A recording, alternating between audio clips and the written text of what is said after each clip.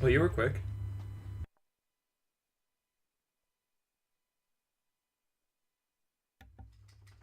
Well, you were quick.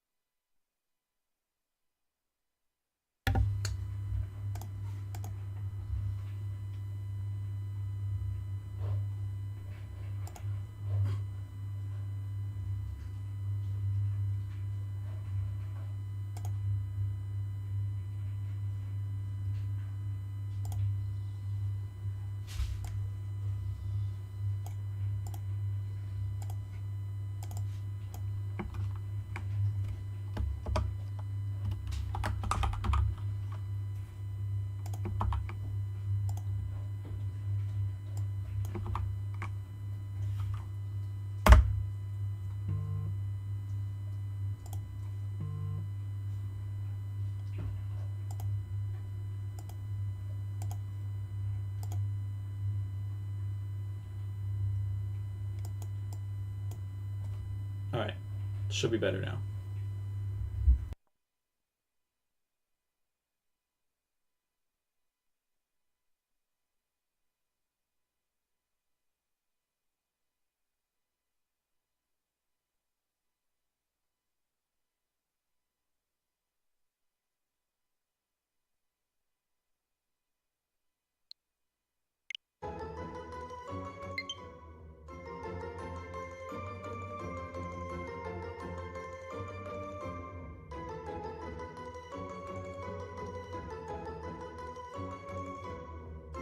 Let me know if you hear like a double sound from the game.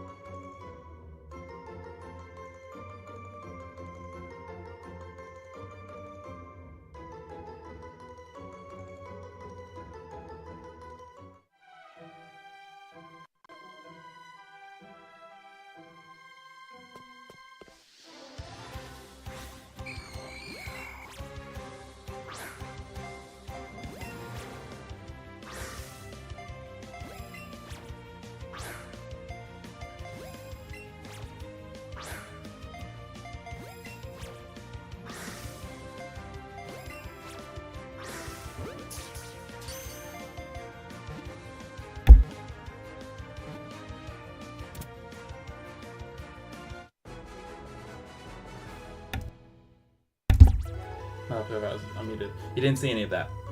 None of it.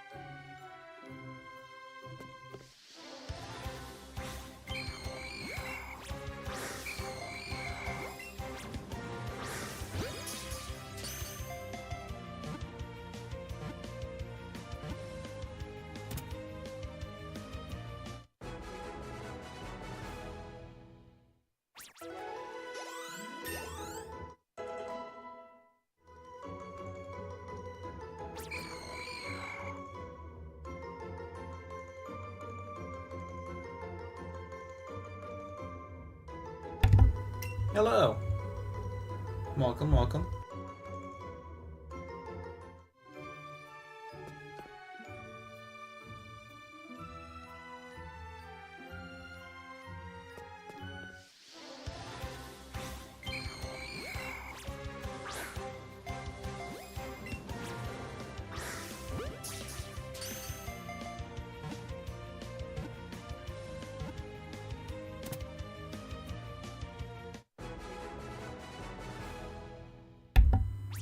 Yeah, it took a little bit longer than I was expecting it to.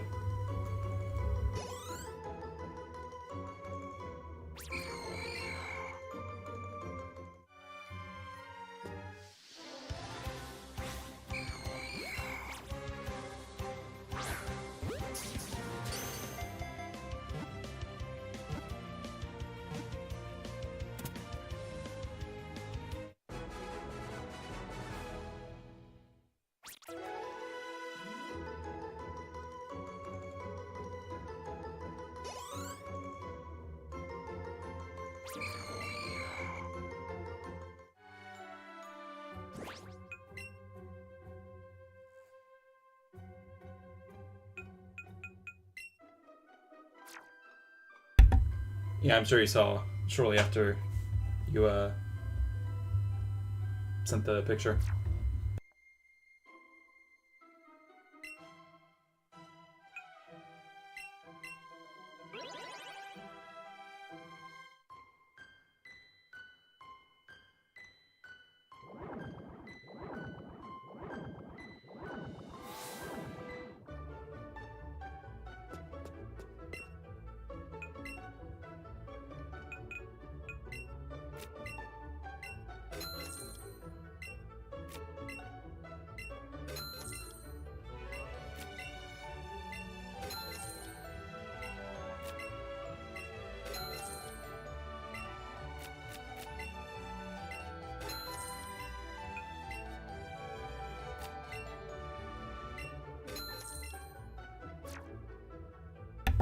And I wish you all the luck doing so.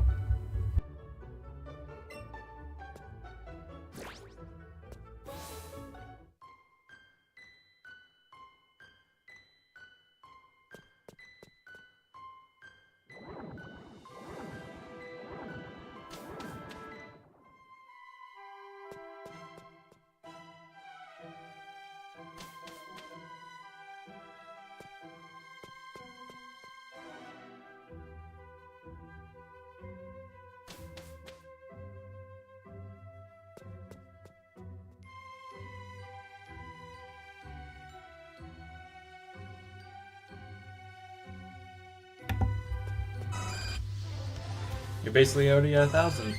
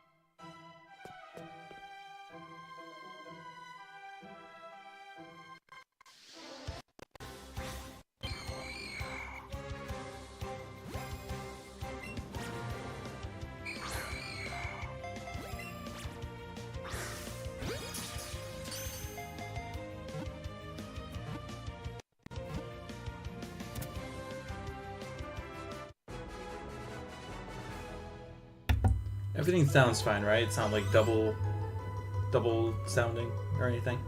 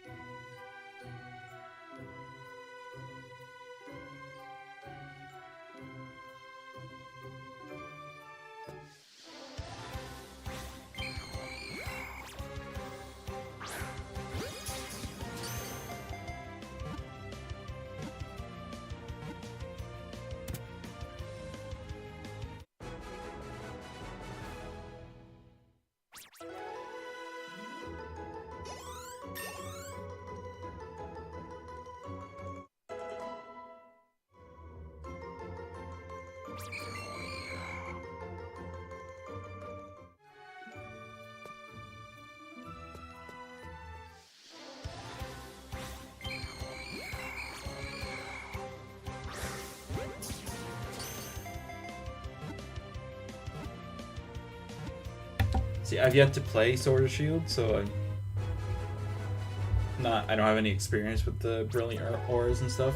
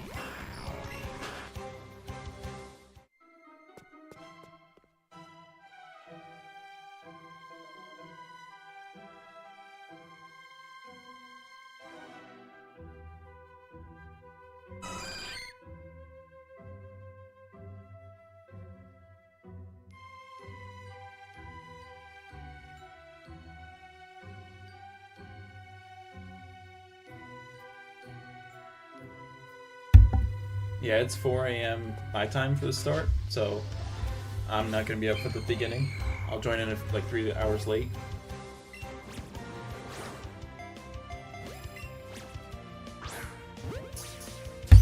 Once I get to work and pull it up and everything.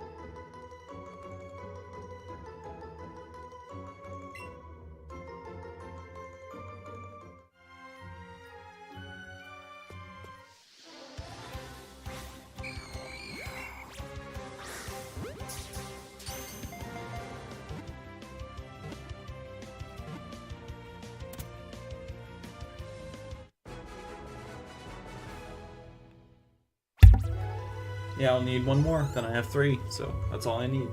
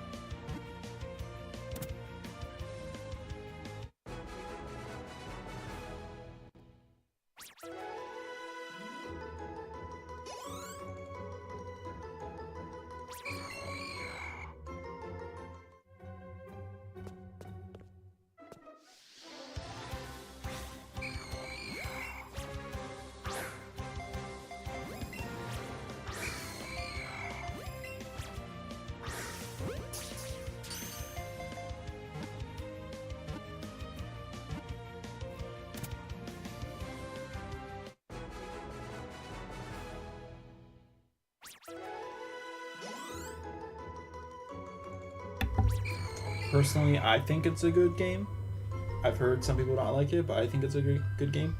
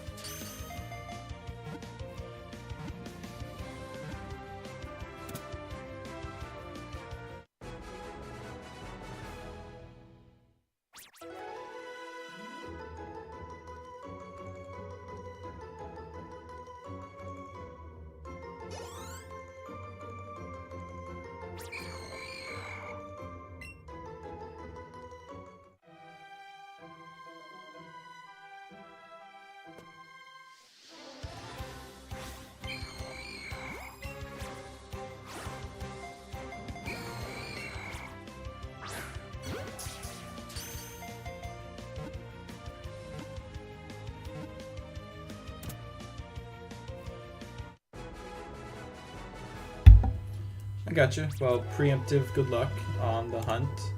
And Cardinal, as long as you keep that over in the west, I am okay with that.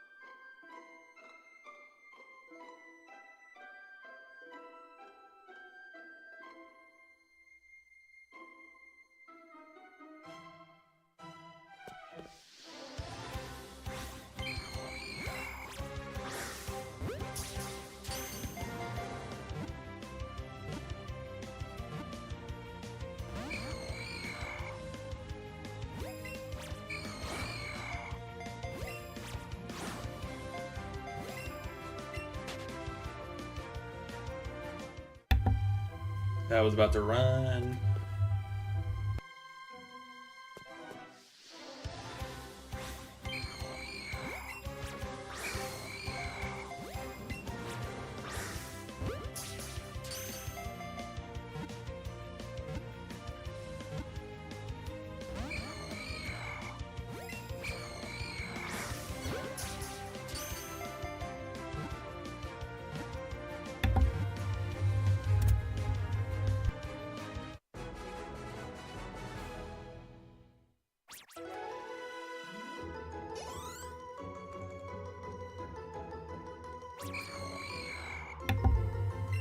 I hope it goes well. For that one, you're just resetting at the beginning, right? You have to go through the opening every time.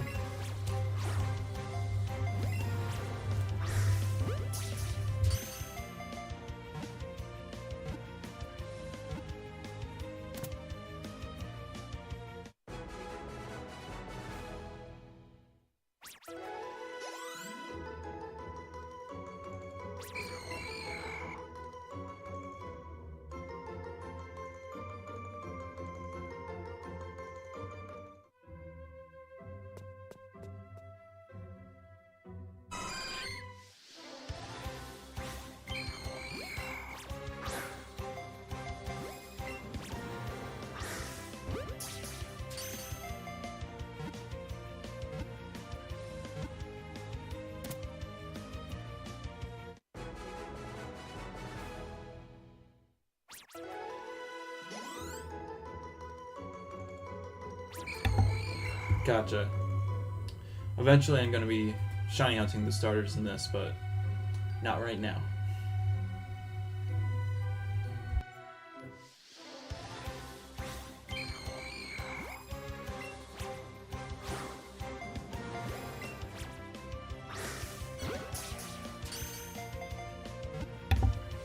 After Gastlys, I'm probably going to do Volt Orb.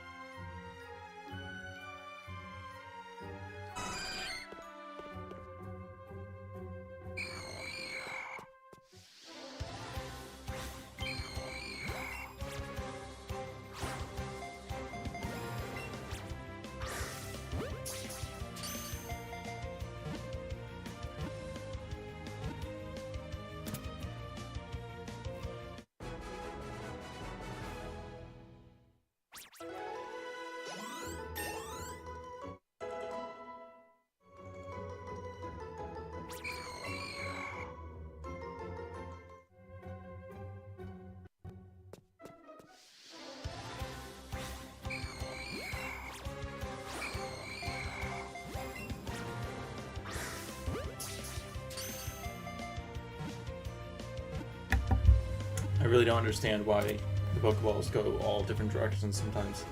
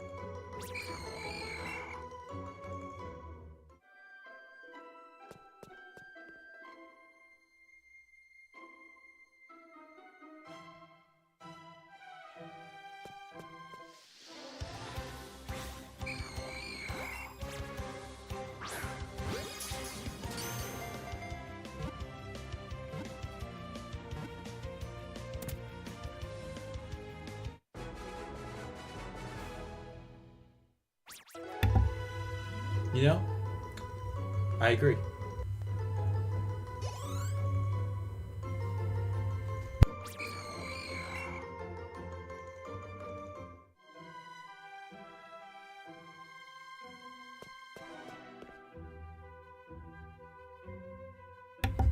It's when you're not expecting them is when they're bad. If you knowingly go and grab an oatmeal raisin cookie, 100% on board. Love them.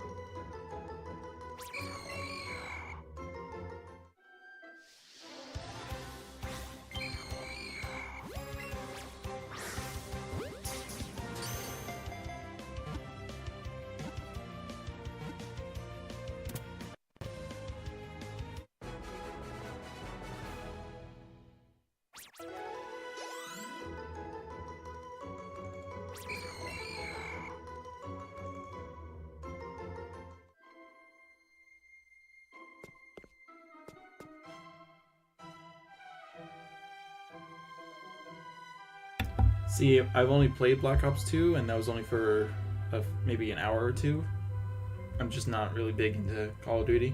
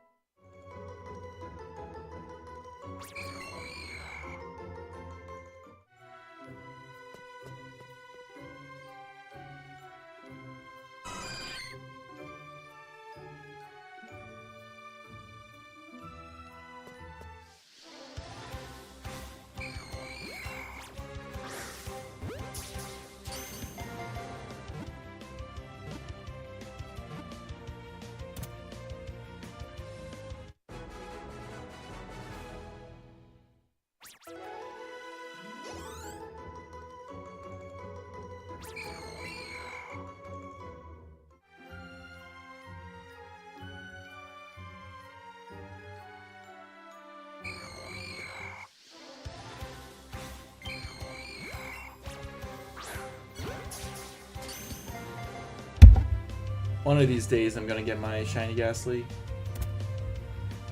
I'm already over odds.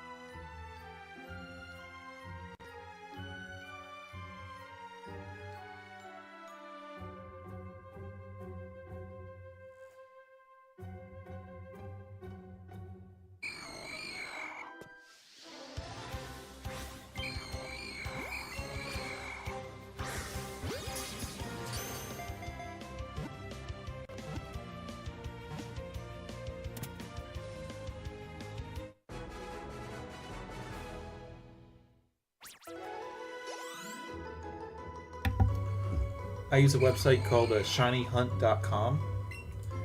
And then for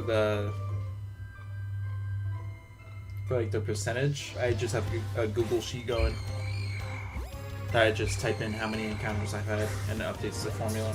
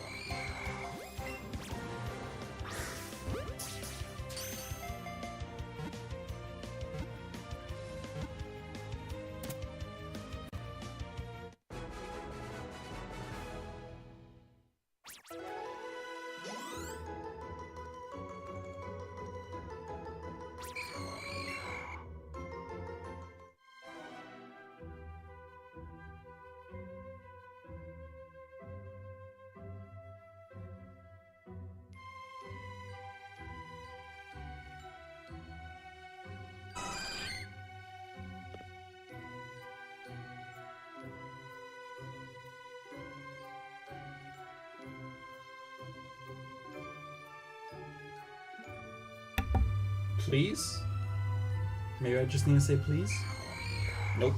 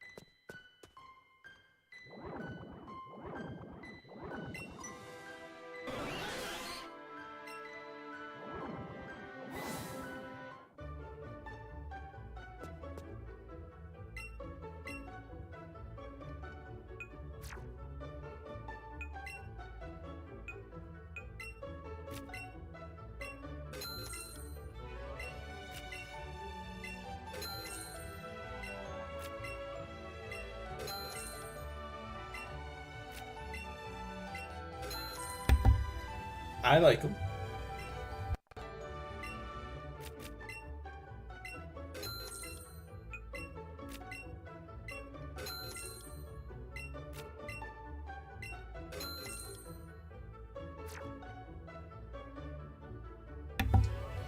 Alright, I'm gonna be right back. I'm gonna go get a drink.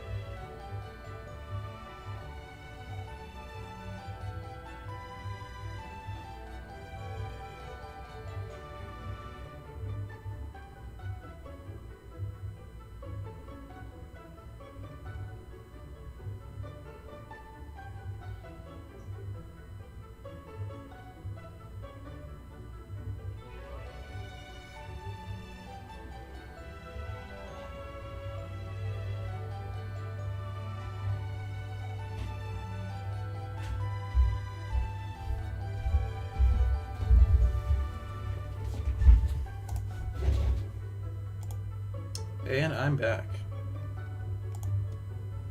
And I forgot to mute. Nice.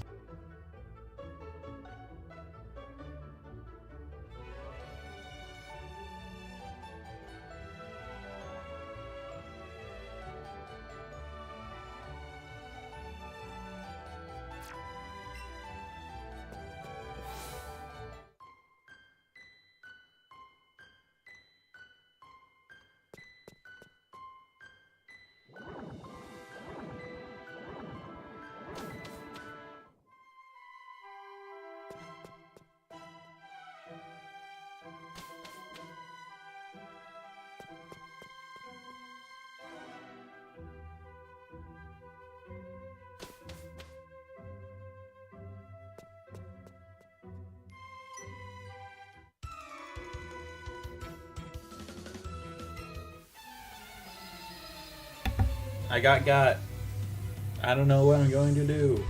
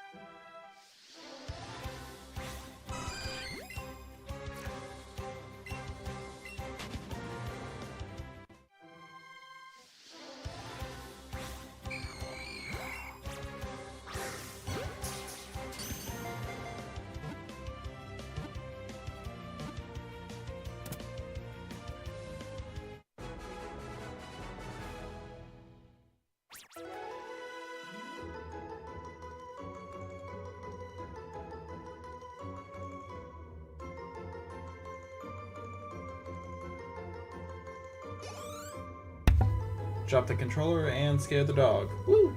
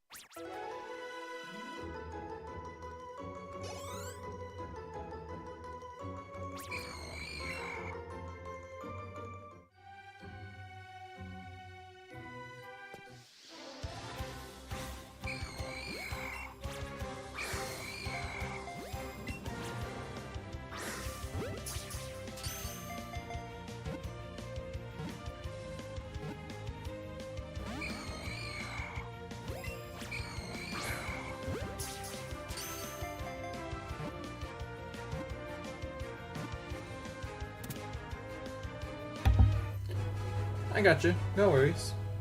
Thank you for joining for the little bit you did.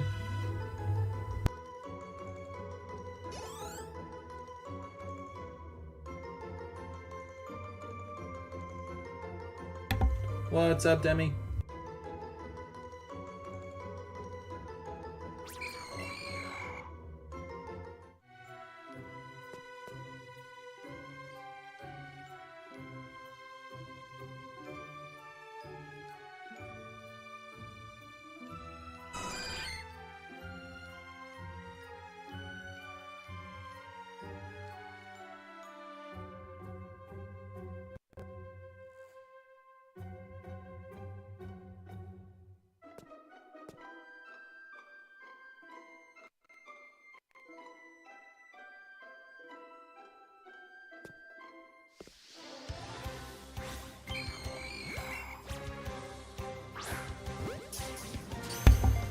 Yep, see you tomorrow, Paper. I'm cool with that, Demi, and I'd recommend against doing that, Cardinal. Probably not the best idea.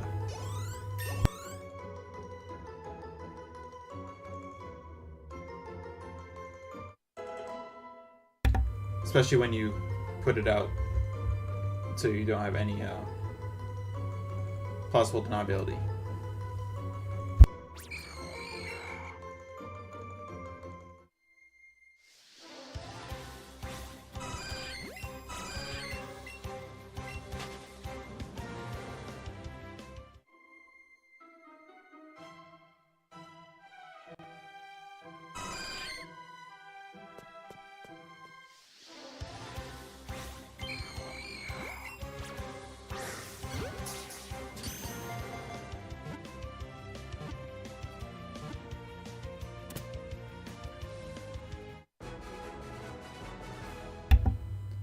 I mean, I can't tell you what to do, so...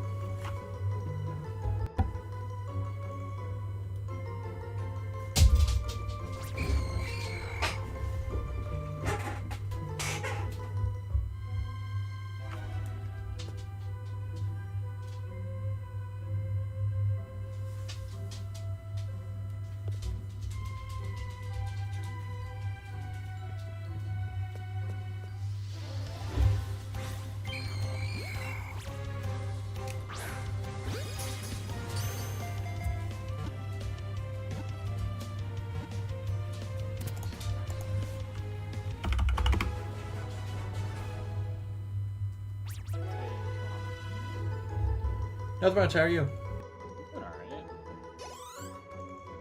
See how this sounds on stream, or does it actually not even hear me? I think I have it set up to where you should flow through, but I'm not 100% sure.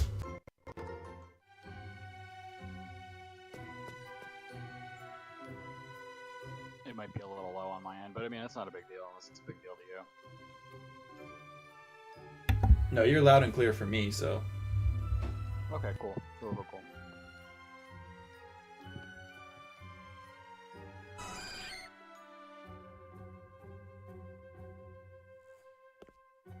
yeah, still on that ghostly, or Gastlys, stream, huh? Yeah, I'm over odds now, so that's fun. Yeah, I never got into Let's Go. I kept seeing it and I kept like trying to make a decision on whether or not I wanted to play it. But just at the end of the day, I was like, I don't know, I don't like the freaking stuff really control too much.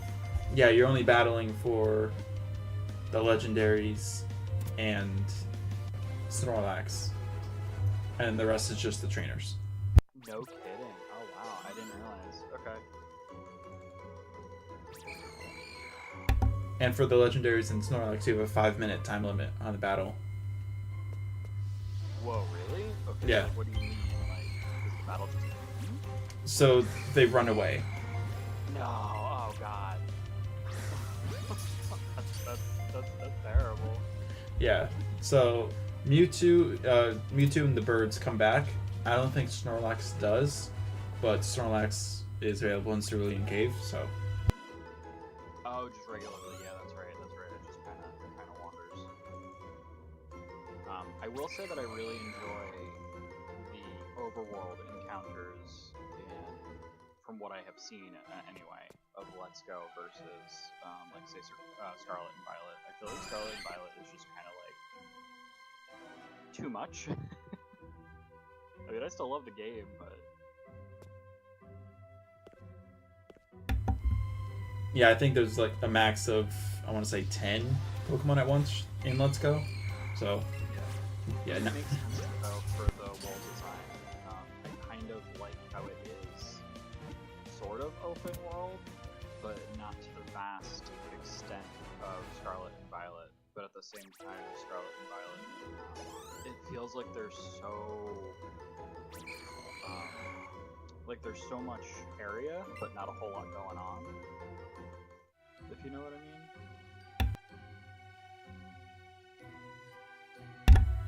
I was muted. I said ocean wide or puddle deep. Yeah, pretty much. It's like, because I'm looking at my screen right now, and it's just like, I know that the max, I believe, is 15 Pokemon on screen, but then it's just like, I see nothingness. I mean, granted, that could just be the area that I'm in right now, too,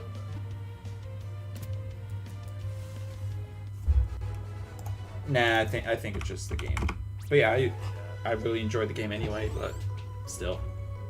Yeah, I mean, again, you know, quirks and problems aside, I still feel like, you know, it was still a very, like, what do you call it? A milestone for Pokemon. In my opinion. They added so many new things. There were a lot of misses, but it's that kind of thing with a franchise that has been around for, you know, years, that they should be doing.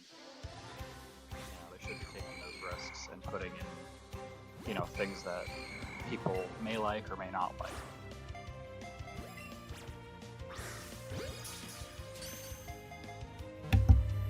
Yeah, I'm always down for games that have a long history to take risks, but keep most of the same. Yeah, I mean, it's the same. You know, it's going to be the same formula no matter what way you dice it. It's Pokemon. Now, I don't know when you started playing Pokemon. But, I was kind of like off and on a little bit. Okay. Like I played Fire Red a little bit, borrowing it from my friend, and then I played Diamond a little bit, but that was really I'm struggling. Okay. Cardinal, do you want to do types of birds? Or types of fish, maybe? Maybe different types of metals? I don't know, I'm just throwing stuff at the wall, seeing what sticks.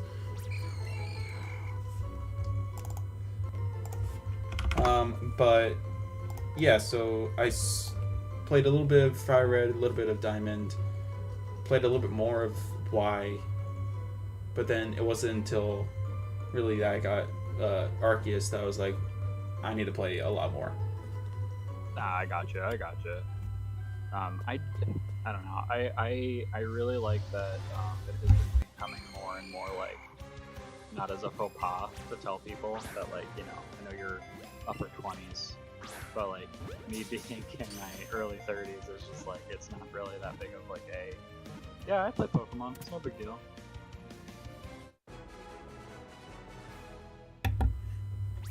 Yeah, and it definitely helps with the people you surround yourself with. Yeah, no, that's also very, very true. Yeah, I mean, I play other games too. This has been like probably the largest stint of a game that I have been kind of just like moved to. Just because it's like, you don't want to get too into it, but it's just like life is pretty thick, and Pokemon seems to be a very, very easy game to kind of pick up and put down.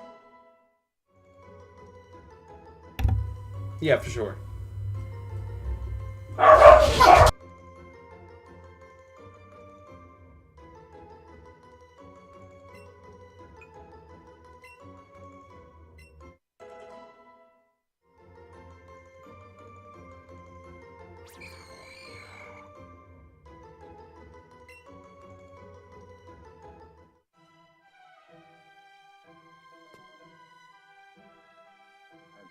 told Zero that I would message them, but I think they went to bed.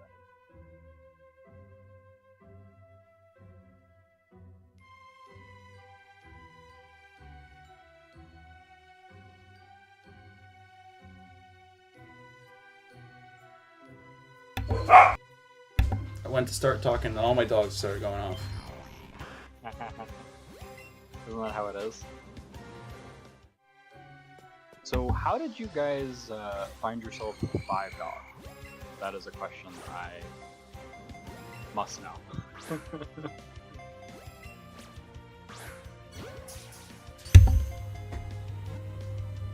Well, when me and my wife started dating, she had a dog, and we didn't have any together.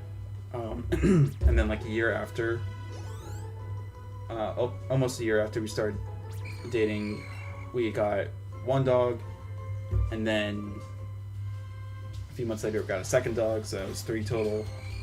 And then we moved into our own house, own place, and then her dog passed away. And a few months later, we got another dog, so it's 3, back up to 3. And then 2 years later, or about a year and a half later, we got the 4th dog, which is the Corgi. So we're fine. And then last August, we started fostering my sister's dog, and that's how we got the 5th one. Oh, jeez.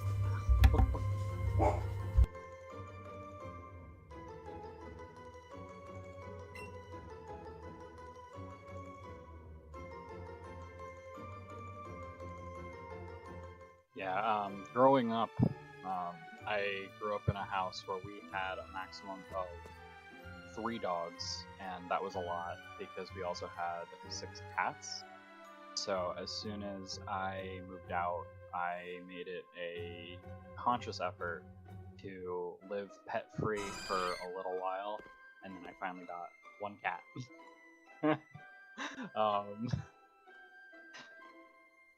So it's just a little bit calmer. Because 3 dogs was a lot growing up, along with 6 cats, and I lived in a smaller-ish house. You know, just a standard 3-bedroom, family home.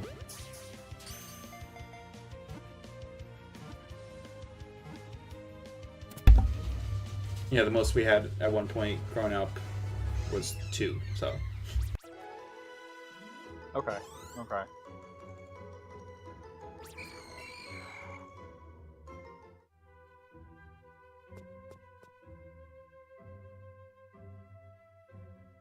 I've never stuck with a naming scheme. I actually do think it's kind of cool that people are trying to stick with it. I know Wayfarer has done is going to be doing a Jurassic Park theme for when he does his Diamond and Pearl.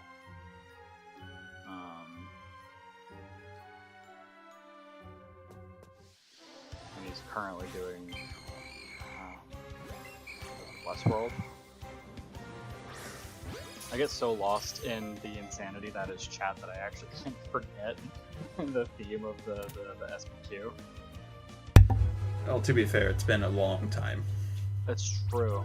That is true. But yeah, I think he's doing Westworld now. I know a while back, a few months ago, I was doing a Scarlet Nuzlocke, and Okay. I was going with app names as the naming scheme. Oh, cool. All right. Cool. And then I named my character Tim Apple. Do you have the VODs for these? I do not. That wasn't Okay. on stream or anything. I would go watch. Oh, okay. This was just a thing that you did. Yeah, that's really funny. That's really, really funny. Finally. Let's go.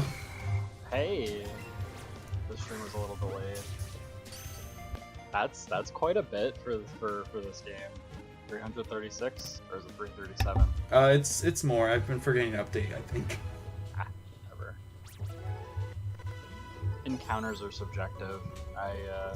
I've never accurate, but congrats, man. That's cool. Gasly's such a cool line.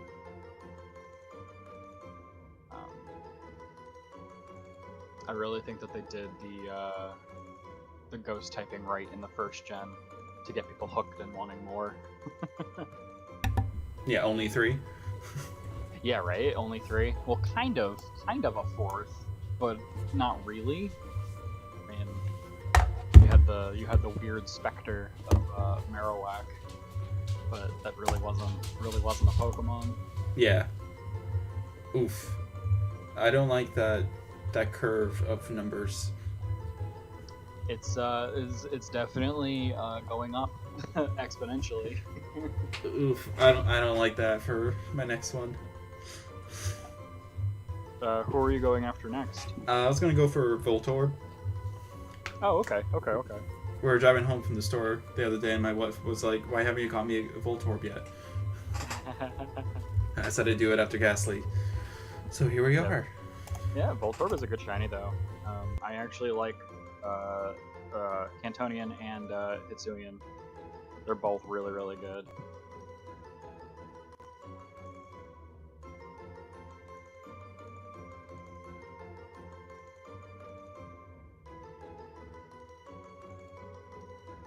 Now we'll see. You'll probably average down.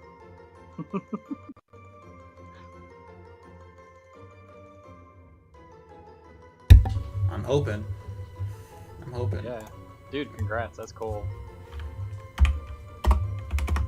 I really hope that in the next game that Gengar is present, that they do actually make a little bit of a better shiny hue for it. I don't know what they need to do, but I forgot what Gengar looks like in it gets slightly darker. Let's see, Gengar Gen 9. It's very hard to tell. It is hard to tell, but I think it's the shading of Haunter. Mm-hmm. Okay, that's like nothing. Mega Gengar shiny though is probably by far the most perfect.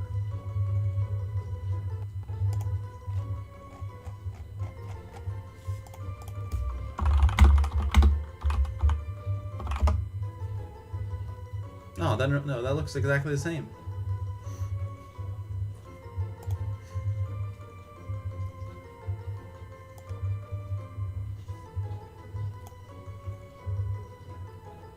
Yeah, it looks really cool.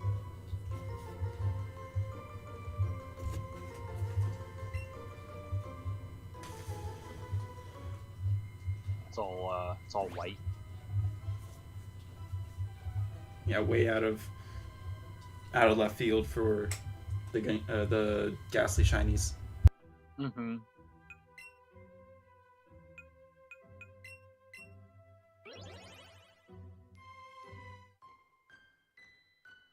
I like that they actually started implementing shinies into the movies. I don't know if you've watched any of the movies. I've only seen 2. Okay.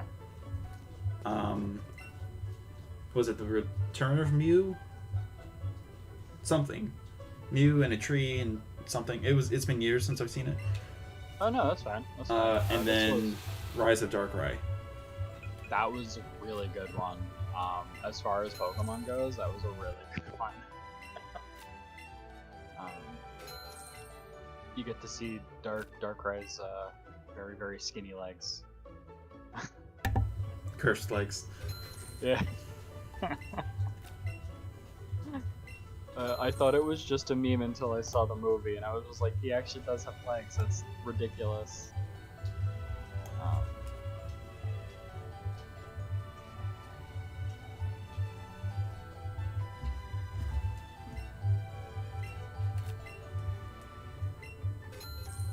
But I do believe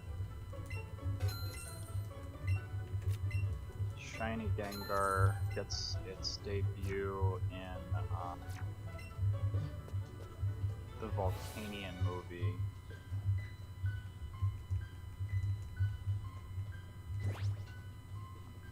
Where they basically force it to Mega Evolve. And you get to see a really cool white Gengar variant.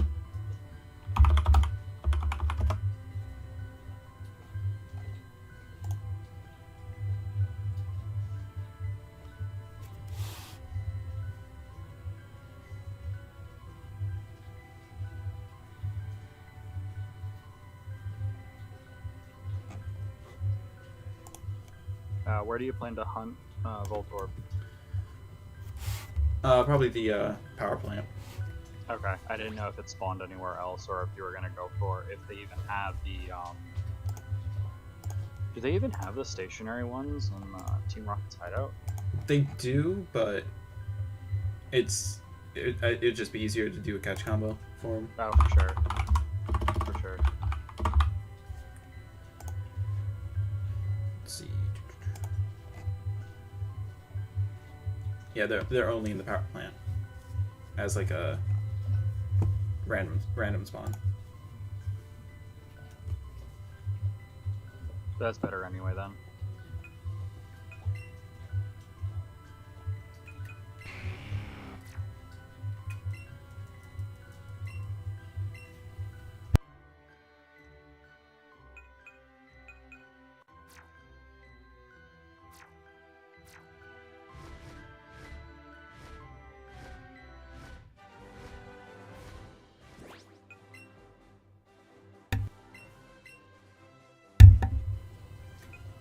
You know, for a second I thought I needed to go around the rock tunnel, or the tunnel, but I doubted myself. Did they change the route in this game? Did they change how you get there? That is actually really cool that you can just fly across like that. That's actually really neat. Yeah, you can fly with any of the birds, Charizard or Aerodactyl. That's cool.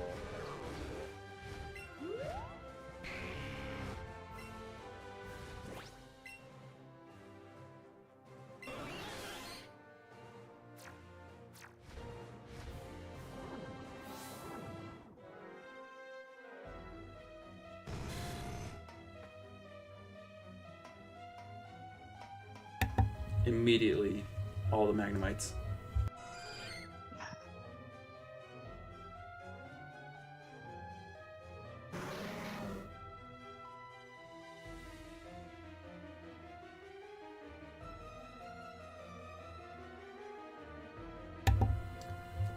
Looks like I forgot the path through the power plant. Yeah, I couldn't tell you. Oh, and Dragonite. Yeah, sorry. You can also fly with Dragonite. Oh, that's neat. Yeah, that's neat.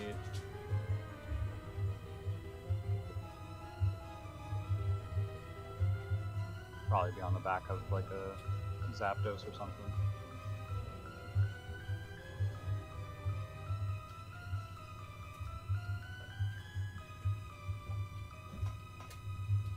And now we wait. Do they only spawn here? I think they spawn elsewhere, just when I was looking up just now, it said that the best place was in Zapdos' Right room. here. Oh, Okay, yep, there's one.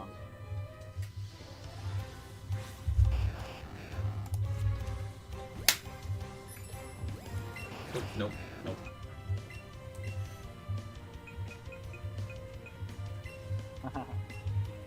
Does that affect your catch combo? Or... Not the combo, but it affects the rate, the catch rate. Okay, So, okay. Once you catch around 75 to 80 of the same Pokemon, your catch rate increases. So you won't have to use 2 Pokeballs for each encounter. Okay.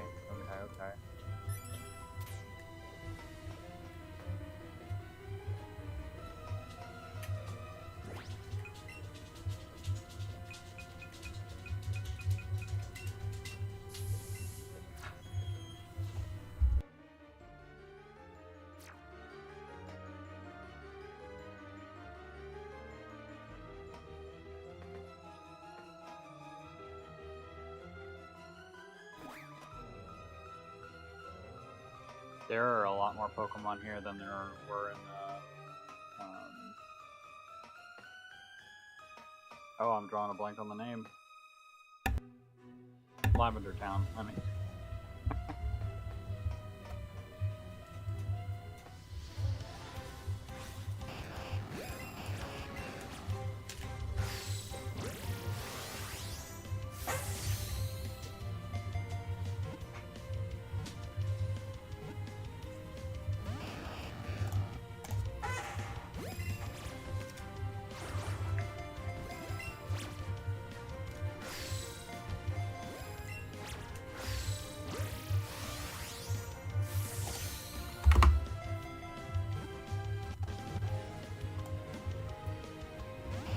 Okay.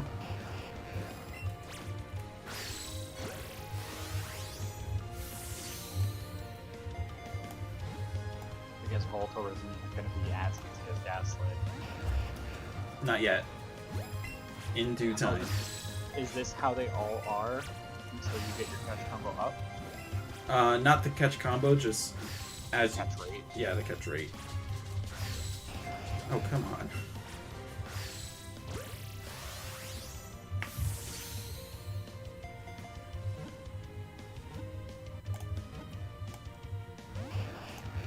Okay. Not this one. So, now I need to adjust the counters to 2. I have to manually adjust the counter for the shiny hunt thing, because if you don't, it'll increase the catch combo. Oh, I see. I see.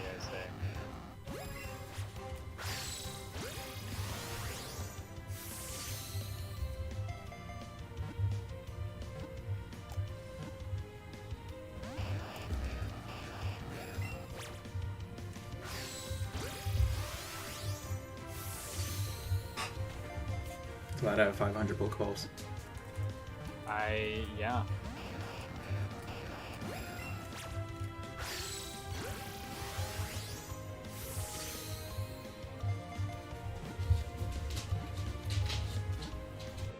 Now, I suppose you can use those berries too, as opposed to like in Pogo.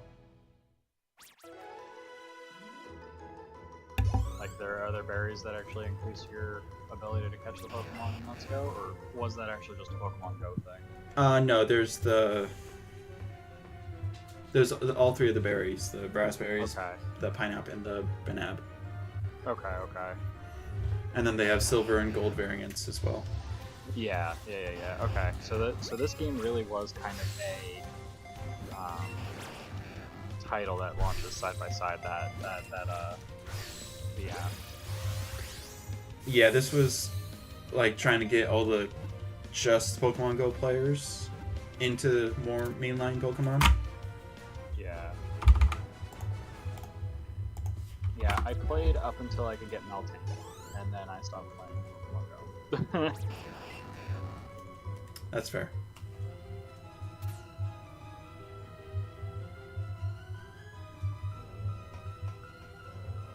I pick it back up from time to time. It's definitely hit or miss with me.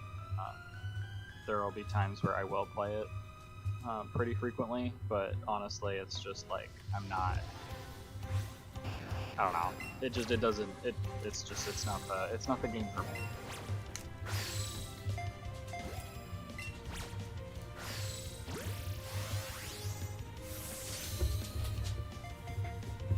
Yeah, definitely understand that.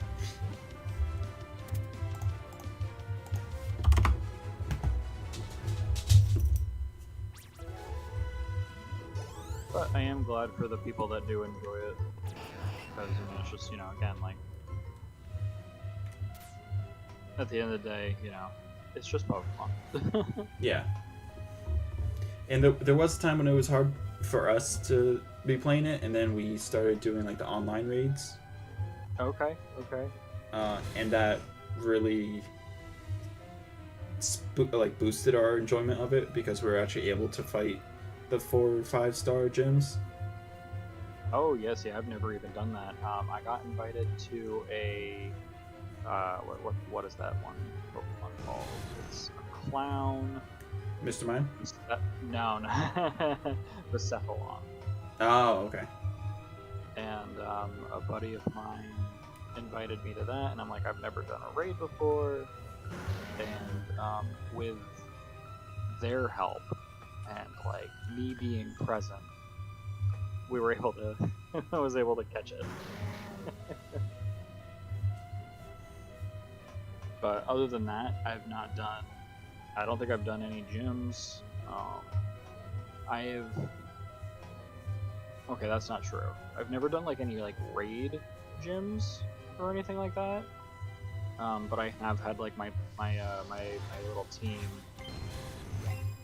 stand at at like a Pokemon gym or whatever. I got you. Yeah, we did a couple of like the online raids, and then it was a community day where all of the raids were the different legendaries. Oh, that's cool. And so we just did like 15 raids in a day. Oh, wow. And so we've basically filled up on all the legendaries that we could.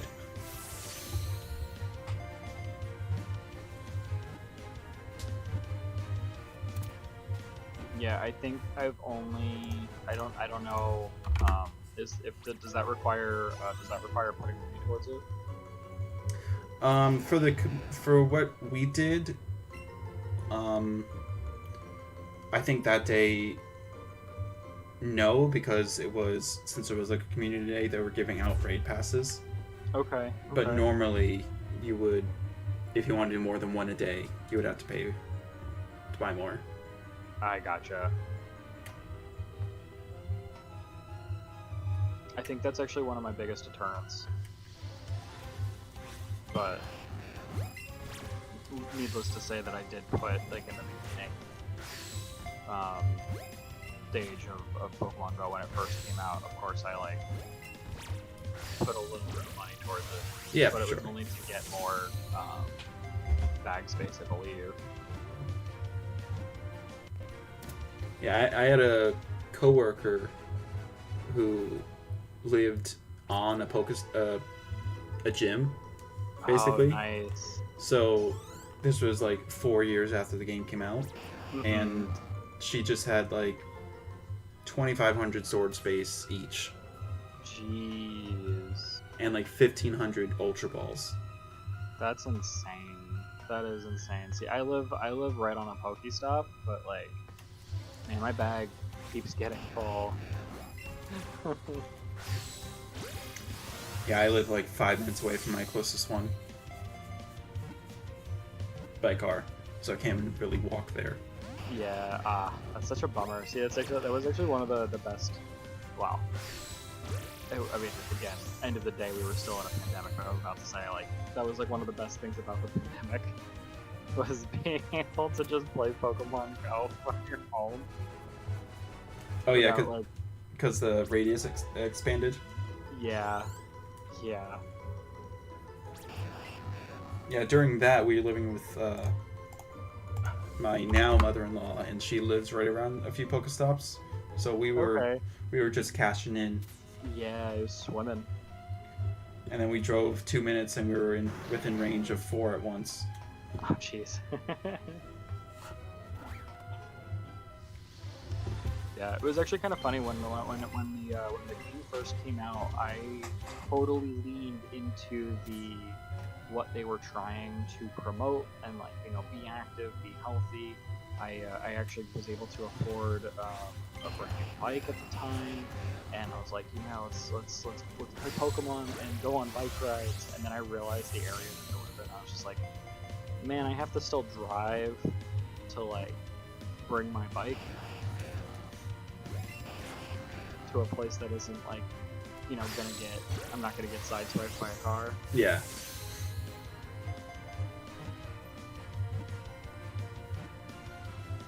There's, Oh no, go ahead. I was gonna say, and then the best part was you're just sitting on your couch and you have to hit that you're a passenger. Yup.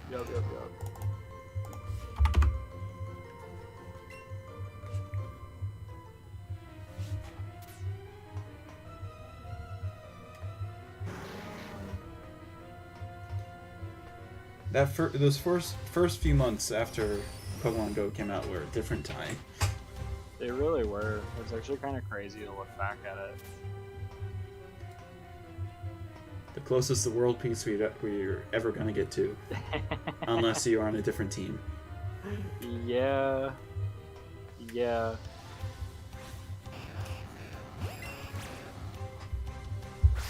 And then there were also like the inter team, like alliances. I never got that far into the thick of it though. I knew that there was a whole lot of drama. With not even like real drama, just kind of like trash talk.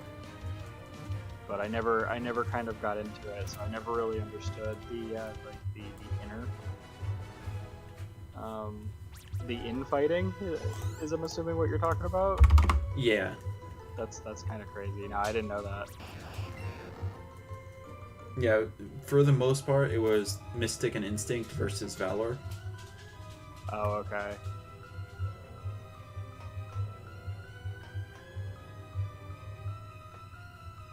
Yeah, I wonder why that is. Well, okay, I do know why that is. Moltres, unfortunately, is the worst bird.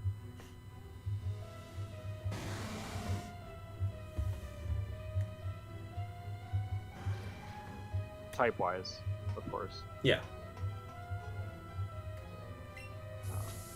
Personally, out of the Galarian versions, I like Moltres the best.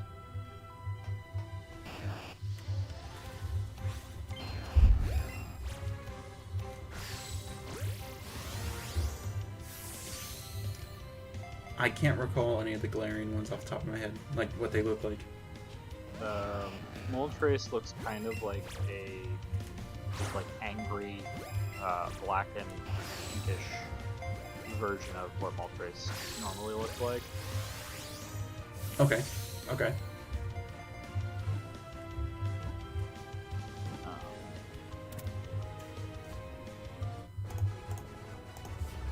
Definitely a cool regional form.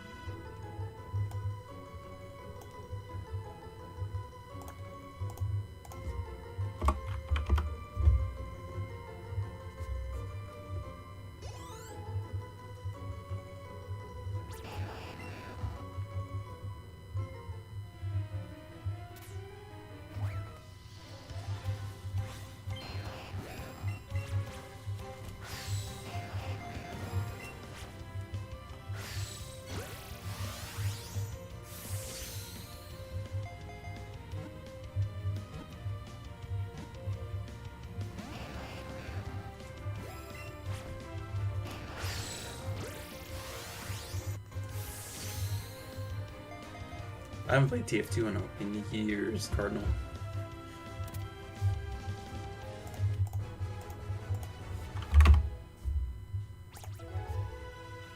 I was in college the last time I played TF2, but I hear they're getting, or has gotten already, a new update, which I think is wild. I mean, if it's still making money, why not? I don't know much about making money in terms of for Valve, but I know that the player base still can make a good ton of money from trading hats or whatever.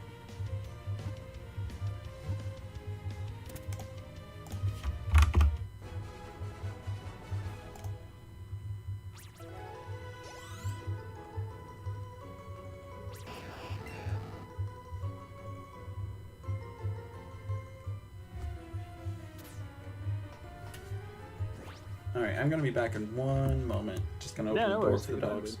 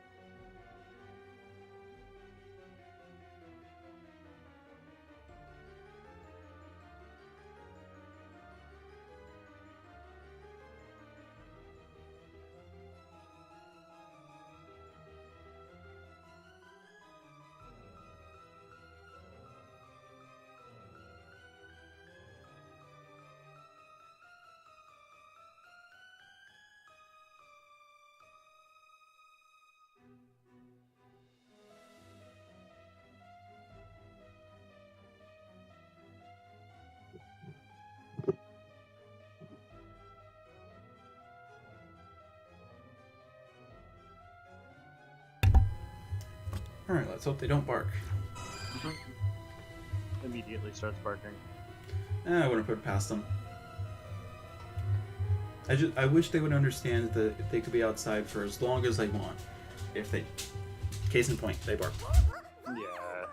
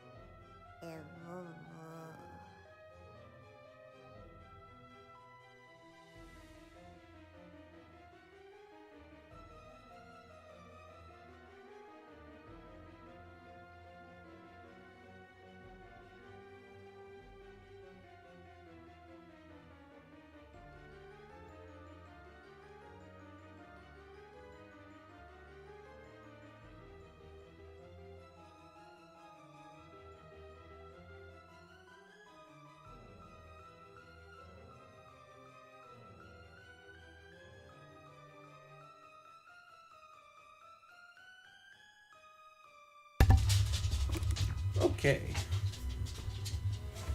And welcome back. Thank you, thank you.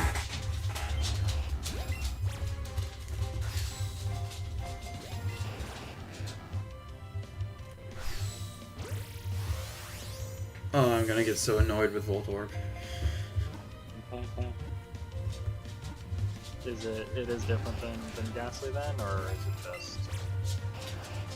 It's just the way that it jumps around and moves is different. Uh-huh, okay.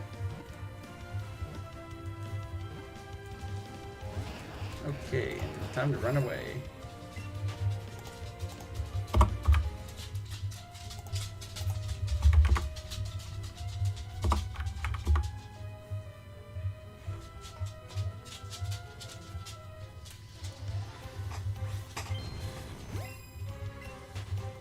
Like, I'm playing with hacked Pokemon right now. Annoying.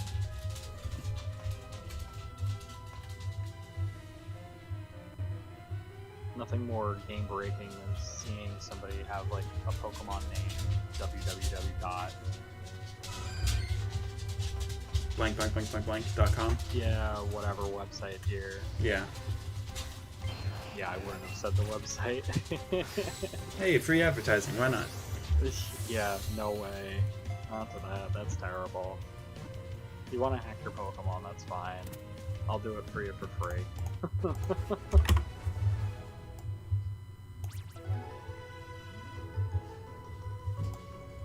I think it's ridiculous.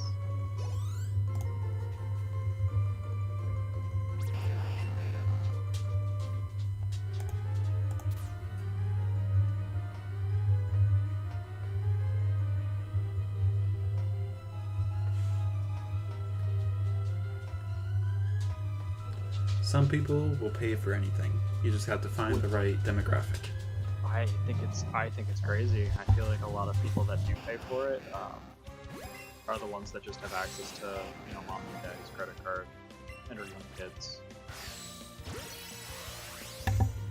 They really want cool looking Pokemon with good stats and everything.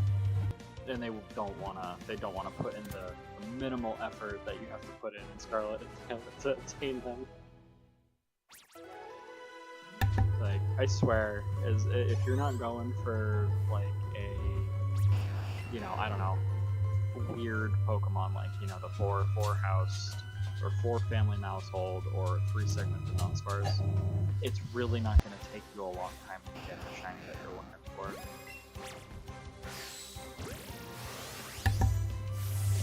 Yeah, But especially again, with the sandwiches. yeah, especially with the sandwiches.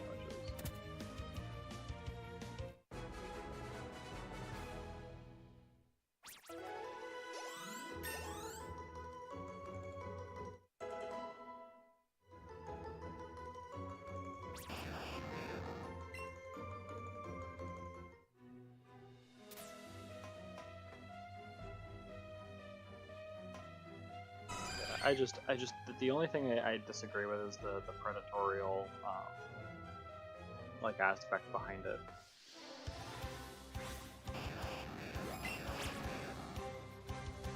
I don't really have a problem with, like, hacking Pokemon, because, you know, again, it's just Pokemon. If you want to have fun that way, I feel like it definitely shortens the life expectancy of the amount of fun you're gonna have. But I mean, people are gonna do what they want to do. As long as they don't play it online, do what you want. Mm-hmm. Well, the thing with that, though, too, if you were talking competitive,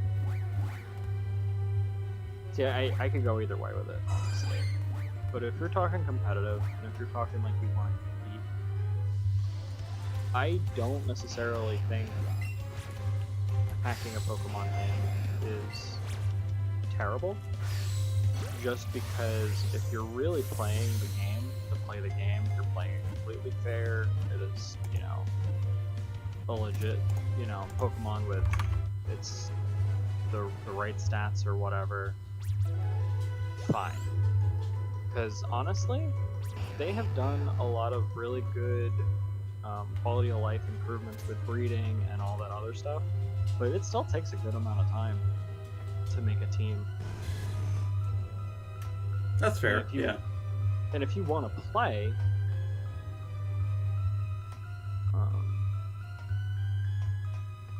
I mean, I know rental teams are available, but I don't know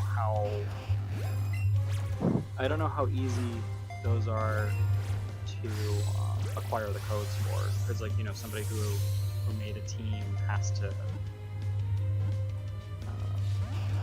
to, you know, give out the code and make the team.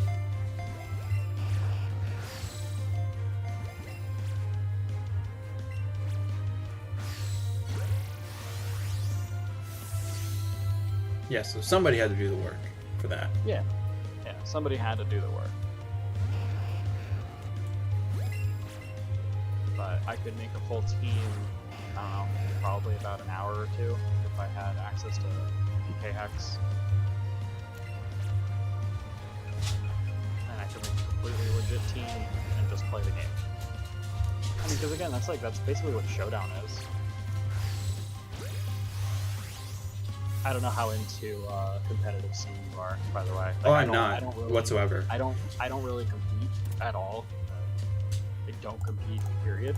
I would like to play battles at some point, but right now I've only been really watching. But I do find it interesting. I do find it like a really neat, like, hey, you played through the game, now you're, you know, playing a different game within the game kind of thing. Yeah. Cardinal, and that is the best part of the story. Right there. Yeah. Man, Arven's story, jeez. Talk about a bait and switch. Yeah.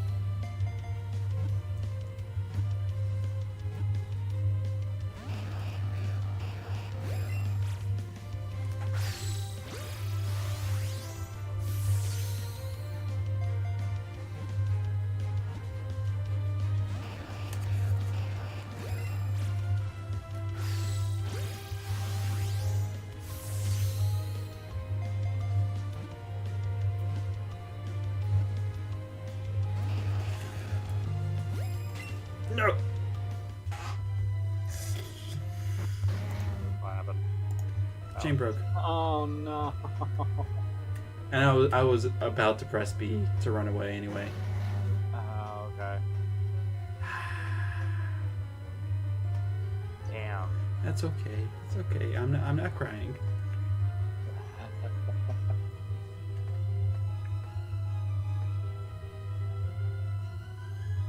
Which means it's gonna take a while for them to spawn again.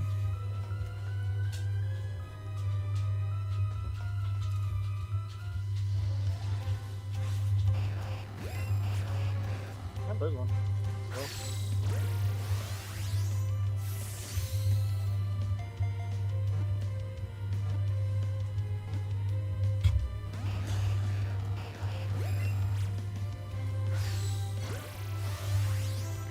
Once I get to a certain point, it'll be a lot easier. I just have to Yeah. keep it together.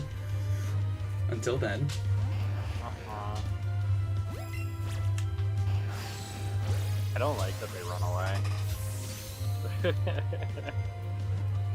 If I wanted that, I would, you know, shiny hunt the Safari Zone. And Abros. Oh yeah, those two. Damn.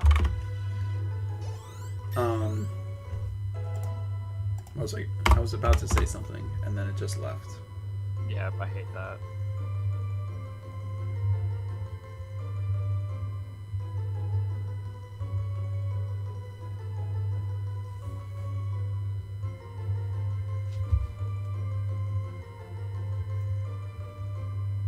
Nope, It's gone. it's gone.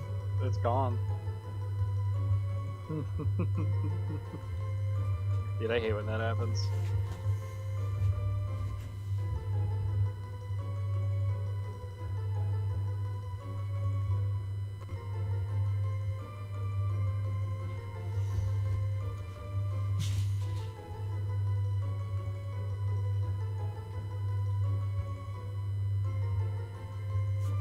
Nope, it's gone. You were really sitting there. Yeah, I was trying. I was I trying. fully accepted that it was just gone. That happens so much lately, where I'll have like a thought or something, and then it's just it's gone.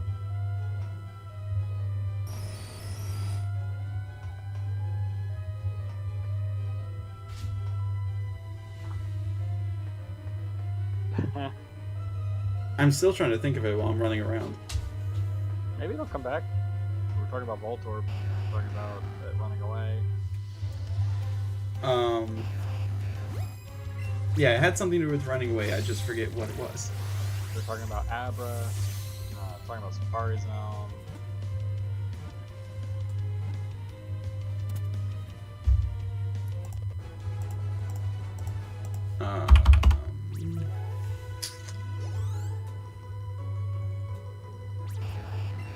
Oh, I got it.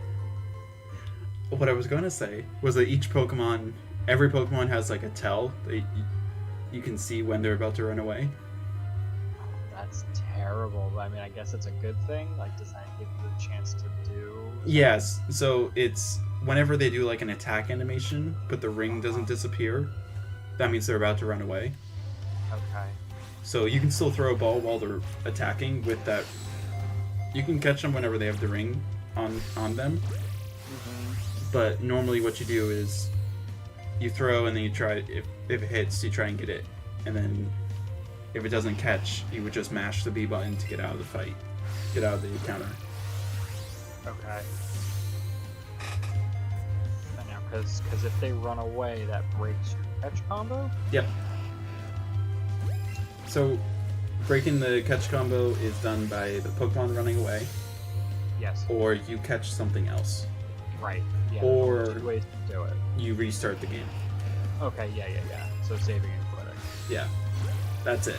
Everything else keeps a catch combo. You can run into other Pokemon, but if you run away, it's fine.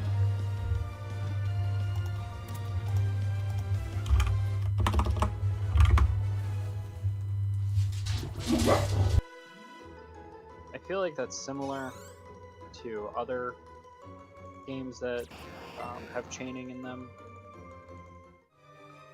If I remember correctly, that whole chaining sequence started in Gen 6. Really, it was only able to be done with fishing, like chain fishing. I don't believe that there were like encounter chaining. Wasn't there the chaining in Diamond and Pearl? Yeah, for the Poke Radar. Yeah. Yeah. Gen 6 did a different kind of chaining, though. I don't believe the Poke Radar... Actually, I could find that out. I think, yeah, okay, no, the Poke Radar is in Gen 6 as well, but it's a little different.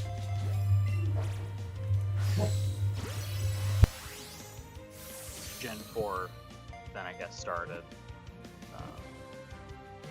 the whole like chaining to increase your shiny odds. Alright, I need to actually I've been like kind of running in circles this whole entire time. And not getting any encounters. I'm really, really bad at multitasking. You just gotta practice. Yeah, no, that's true. I mean, I can watch. So I can watch and shine. I am terrible at playing games. That is a wow. There really are quite a few Alolan, Vulpix, and Sandshrew spawns going on right now.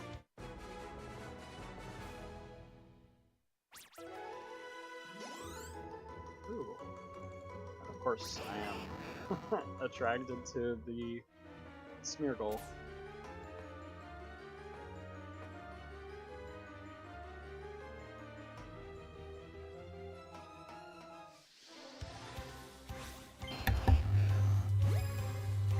Yeah, I feel like talking while playing and playing well that's a skill. Oh yeah, hands down. I cannot do. I cannot play well and talk. That again, I can, look around and set up a picnic table. I guess you just, gotta learn how to deal with whatchamacallit. The difficulty of multitasking.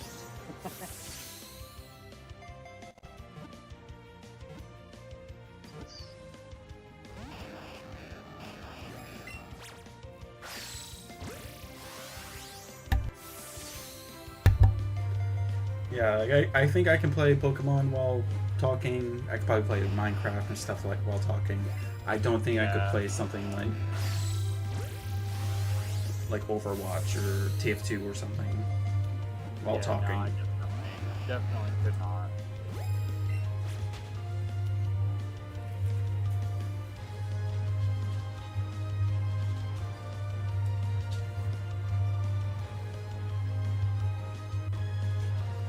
What timing?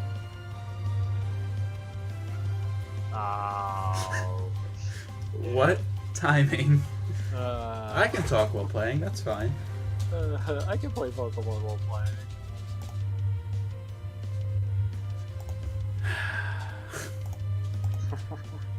See, okay.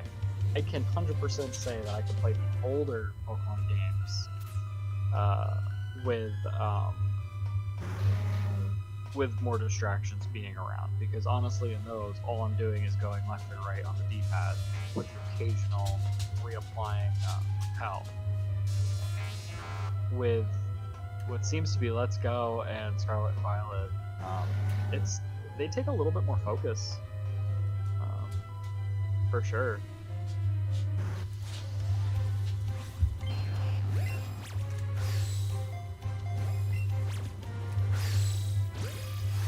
Yeah, probably the thing that gets me the most for Let's Go is you put the controller, you move the controller in a perfectly straight line, and then it goes way off to the left. Yeah. Gotta love motion controls, man. And you have to use them in this. You have to use them. You can't use a Pro controller. No, you can use either the right Joy-Con, the left Joy-Con. You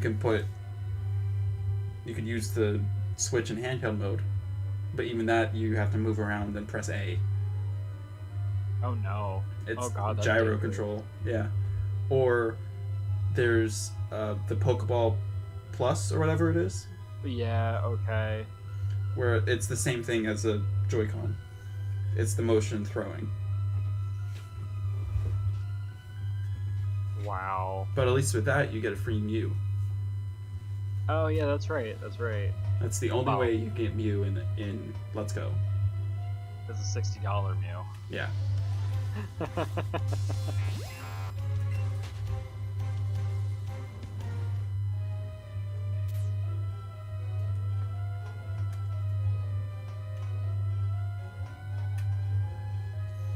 Was it a shiny Cardinal?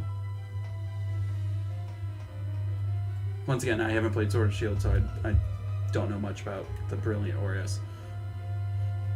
The Brilliant Auras. So when you fight, there's another form of chaining, I guess. Chaining light, I suppose.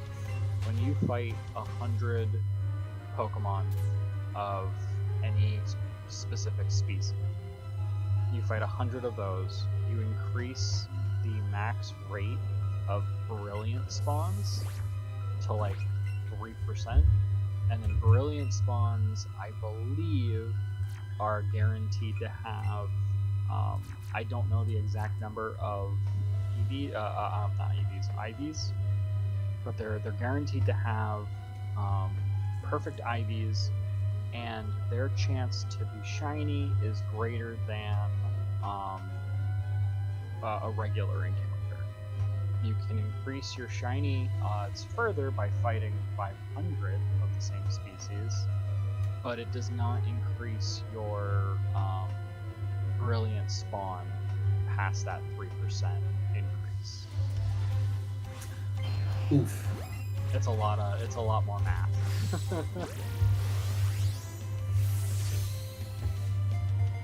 But going for Brilliance is fun though.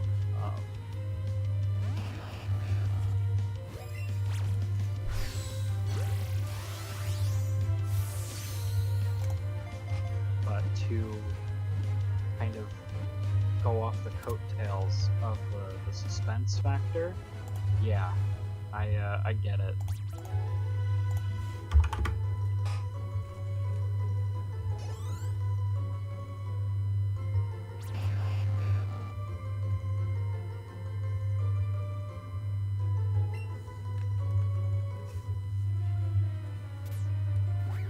You know, I'm debating switching to Scarlet. You could hunt Voltorb and Scarlet. Yeah. I don't have the ingredients for the sandwiches, I don't think.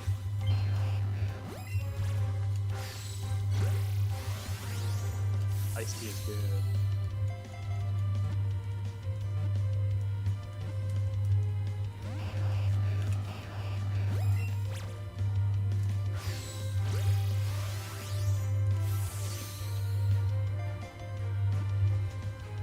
We could make one of those giant sandwiches. I don't know how to make them, but I could look them up. And I could pop into your game and make one of those. All right, I'm moving to Scarlet. That solidified it. Oh yeah, running away. Yeah. Yeah. There's a bit of a delay on the stream versus the voice chat. Versus the voice chat. So. Alright, I'm gonna trash that. Okay, cool. Let me go get my Pro Controller. Yeah, no worries.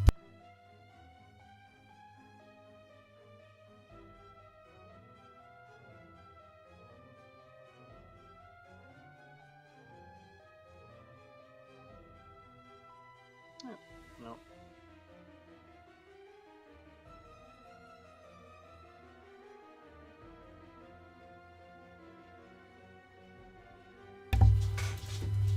Alright, let's save because of all my Gastlys. Because I forgot to save. And it's been like 6 days. What?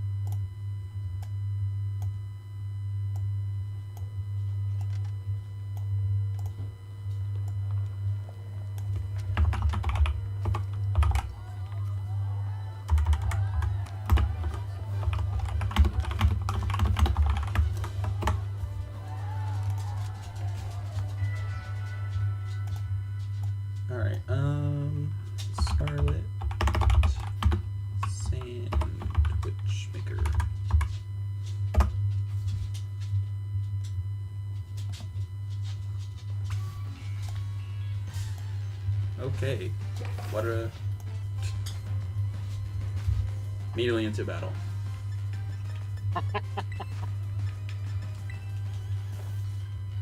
Gotta love that. I got stuck in a loop in an area where there's a Smeargle outbreak, and they kind of all crowded around, and I accidentally just grazed one,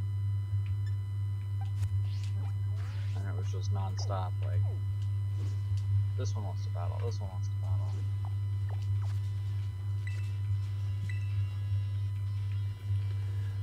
Where is Area 3?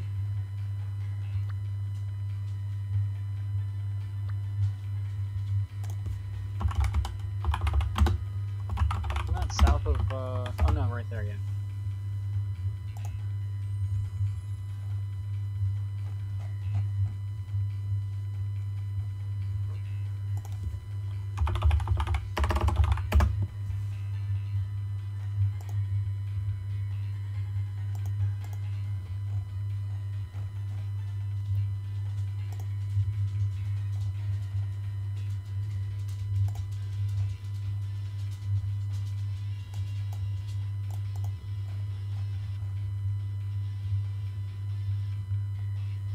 Biomes, mine, town, location, land, time, all. Okay.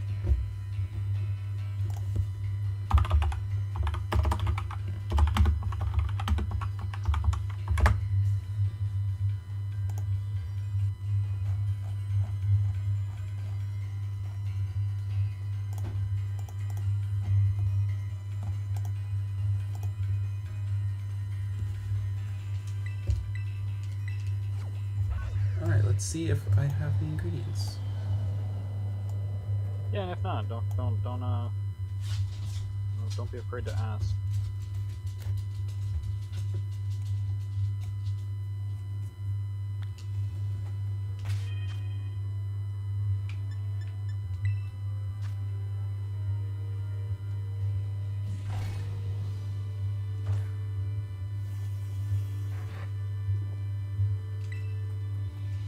Oh, okay. Well.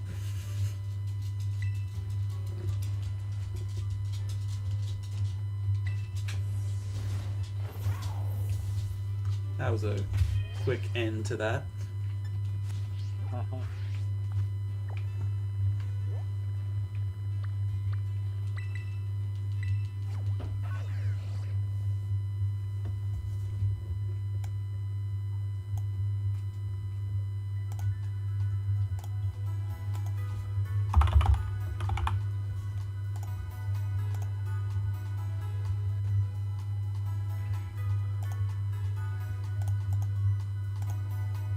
Now the fun part is I don't have a shiny charm. So I spent all that time getting a shiny charm in Let's Go. Does the shiny charm actually work in Let's Go? Yeah. It adds 2 rolls. So it brings it from the 140.96 to 1 in 1300. That's not bad. Yeah, that's really not bad. And then doing that with a catch combo and lure eventually brings it down to 15 and 4096, so 1 in 273. That's even better. I think the max odds you can get in Scarlet and Violet with Charm is like a 1 in 550 something or other. I don't know the odds off the top of my head.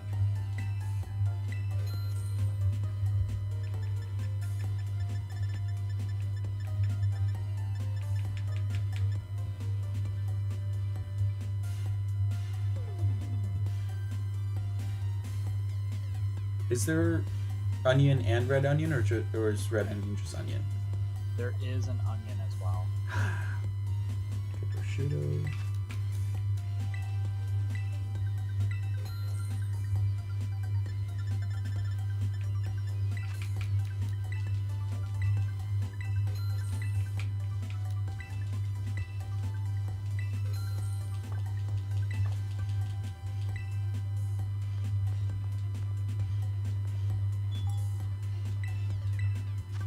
There it is.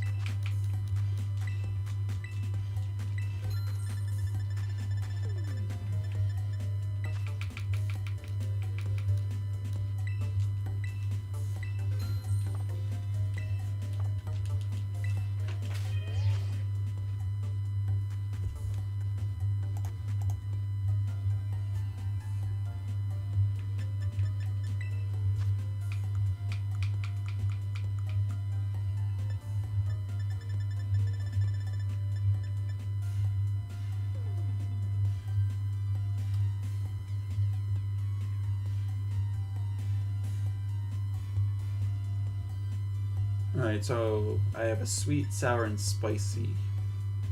This says to do salty and spicy, but then it also says any too. Yeah, so do whatever you have the most of, I suppose. Oh, but you only got, okay.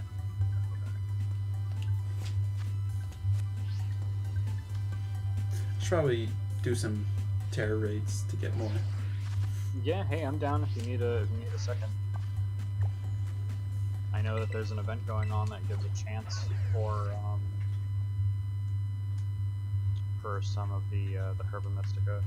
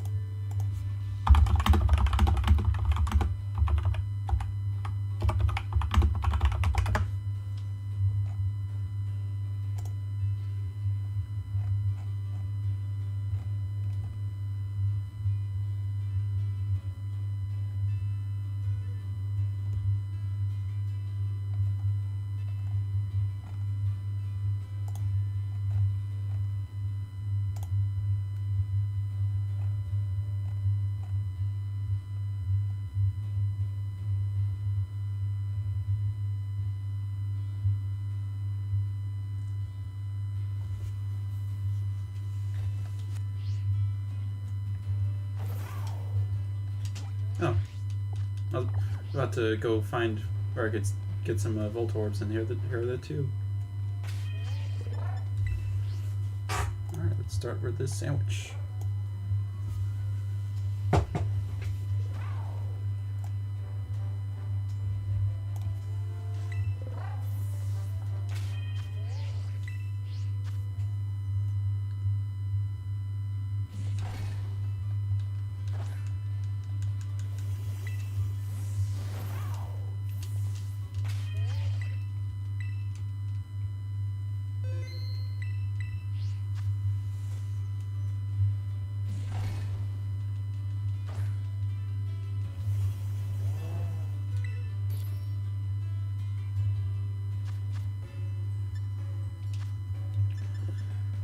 Alright, 2 yellow peppers, green pepper, red pepper, onion, prosciutto,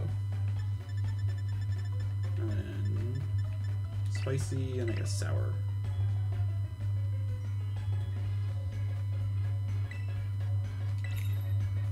Alright, let's hope this works. It should. I like that they give 10 minutes to make a sandwich. Yeah, and it's like you don't even need that amount of time, but it's just just so that you feel no pressure. At the same time, then it's like I wonder why there's a time limit to begin with. Yeah.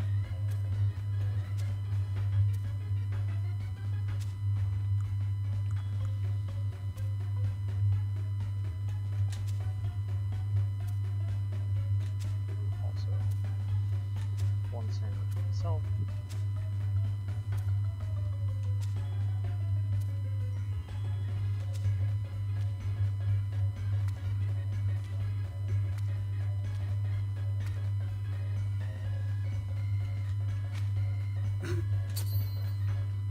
Perfect.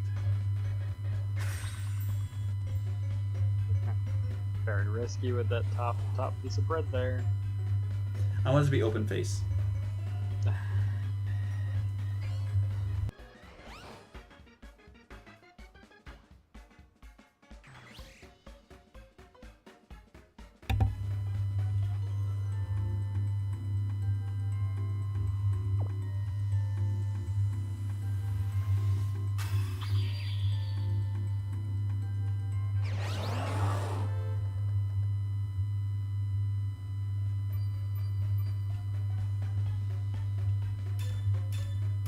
Sparkling encounter, yes.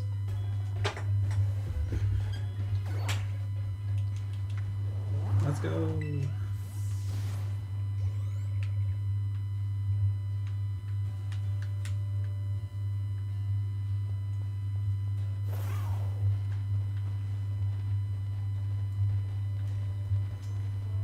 These Voltorbs are easy to tell the difference.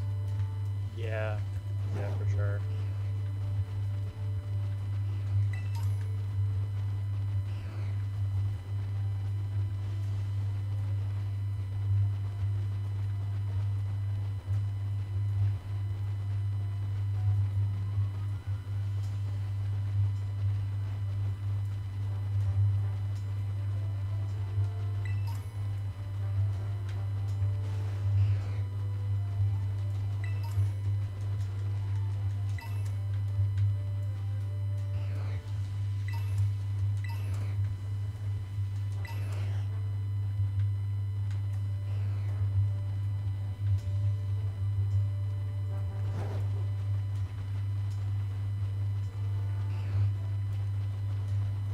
Now, if I could get 3 total, that would be great. Why 3? 2 for my living dex, and then 1 because my wife wanted it. Oh, okay, there you go. Does your wife play as well? She does a little bit, but not much, if that makes sense. Yeah. I don't know why I asked it, if that makes sense. Yeah, she played a little bit of Violet. She didn't finish it, but she likes to watch me play. Mm-hmm. So. Okay. Yeah, my wife plays a little bit as well.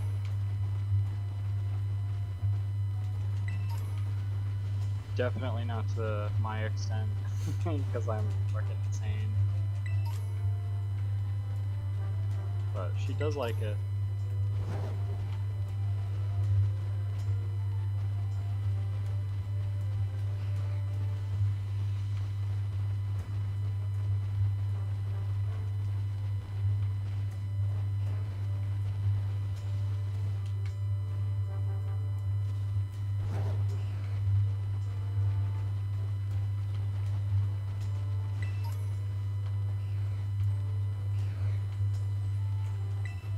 Oh, okay. They just decided to blow themselves up. That's okay. Chinese will not. At least they did that. They got that right. Yeah.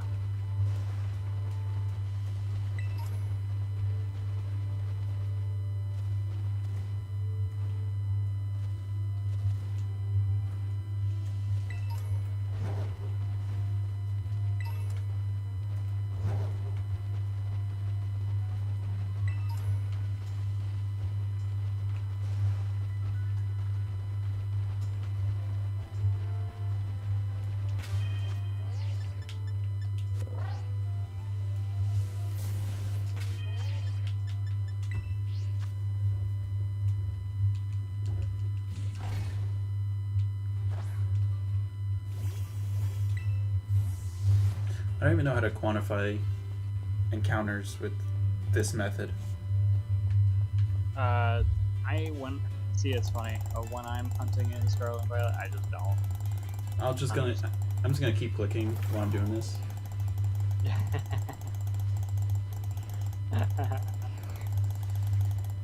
I mean, it's like if you do if it was a good area to where you could just do like picnic respawns. Yeah. I would just be standing in an area, and if 15 spawn, then I would just have the increment be 15. But since you have to kind of like roam around like this, there really isn't good group spawning. I wouldn't really know. Maybe just keeping track of time.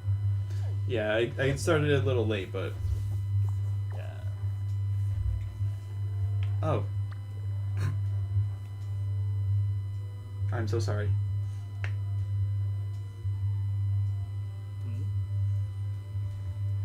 You were doing Rookie D, right? Me? No. Oh. Oh, maybe no. I think Cardinal was. Somebody was doing Rookie D, and I. Yeah. Okay. That was Well, Cardinal. I'm so sorry, Cardinal.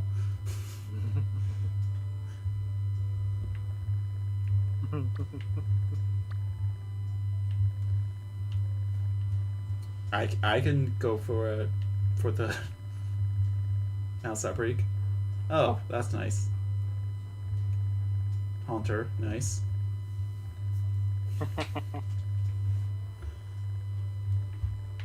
At the very least, I know that I needed a Ghastly because I already evolved 2 into Hunters, so...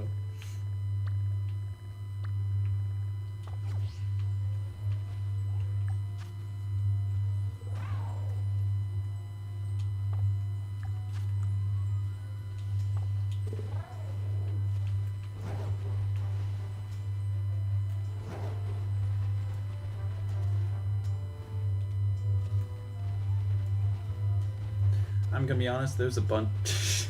I'm sorry, Cardinal. It's hard to keep track of what hunts everybody's doing. My disappointment is immeasurable and my day is ruined.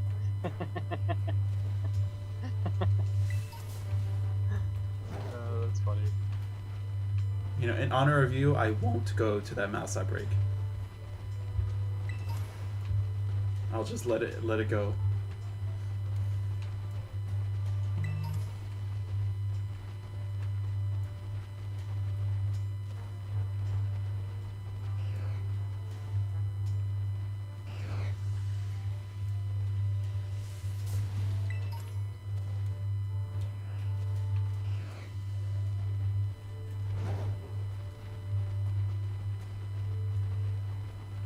Oh, and just so that, to clarify, the Voltorbs will not explode in the wild. I don't think that's the same in battle. Gotcha. I normally do a quick ball anyway. Yeah. Yeah, with Pokemon like that, if I'm not running a damp setup, then yeah, no, quick ball.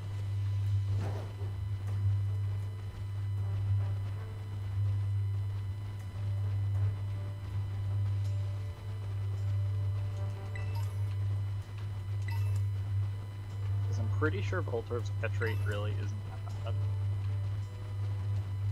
But I have never paid attention to catch rate before. And I'm not gonna start now. Don't. Just let it be. Yeah, it's the thing that you really don't want to know. Basically, it's like on a scale of 1 to Beldum, is it gonna be terrible? Because I know, I don't know the number, but I know Beldum is the like one of the worst. Voltorb Murkrow's- is 190. I don't know. Is that good or bad? It is. The higher catch rates mean easier to catch, up to a maximum of 255.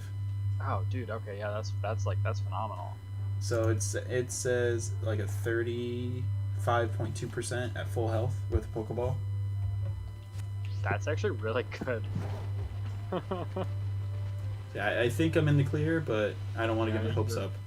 You're probably fine with a quick ball first turn. I do have quick balls, right? It's been months since I played Scarlet. I don't blame you. I say this a lot about Scarlet and Violet. The games are fine. The games are fun. I recognize their problems. They are a little bit exhausting on the eyes, though, to play for long periods of time. Because the frame rate for it's not steady. No, it's not. It's really not. I think Yeah, I'm good in quick playing- balls. Yeah, I think you're fine. I think you're fine.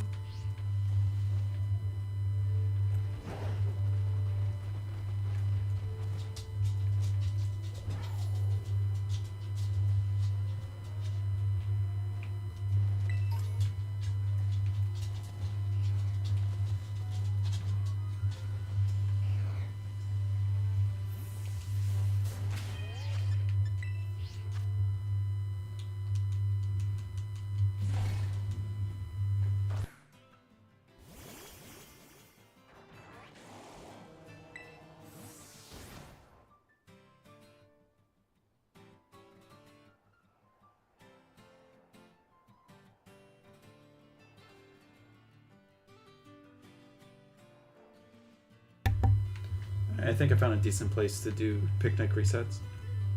Oh yeah? Okay. Alright.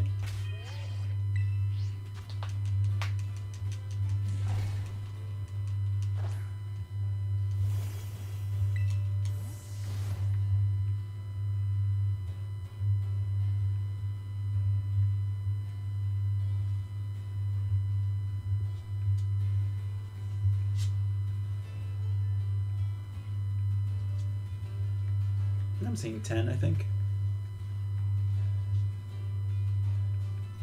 Yeah, I always say about with my encounters, or like I always just think that it's assumed that it's around the number that I ever post, because it's like I'm not 100% accurate. Sometimes I may double click, sometimes I may forget to click. I mean, it's a ballpark, you know.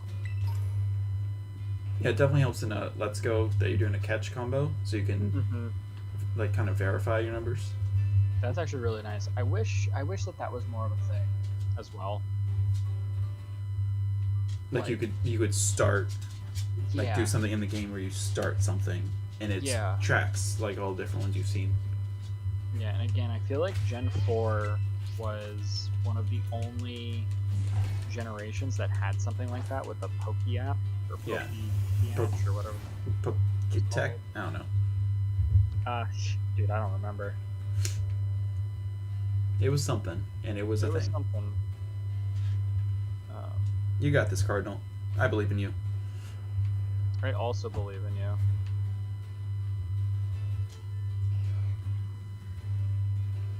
If you can hear me, that is. Yeah, can you hear Demi, Cardinal?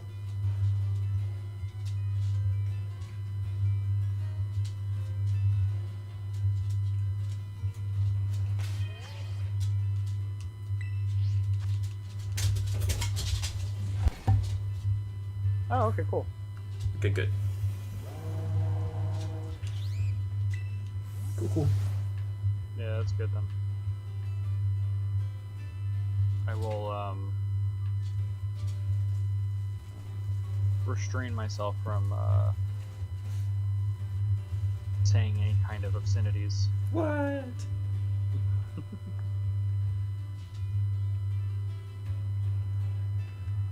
That's honestly what took so long for me to start the stream. I was trying to figure out how to get both the game audio flowing through and also sooner, Discord. Man. I should have joined sooner. We could have done some troubleshooting.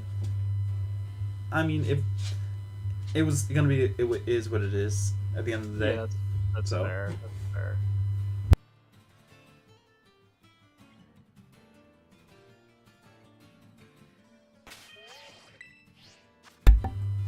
Nah, I was spending time with the wife anyway. I normally only stream when mine's at work, so.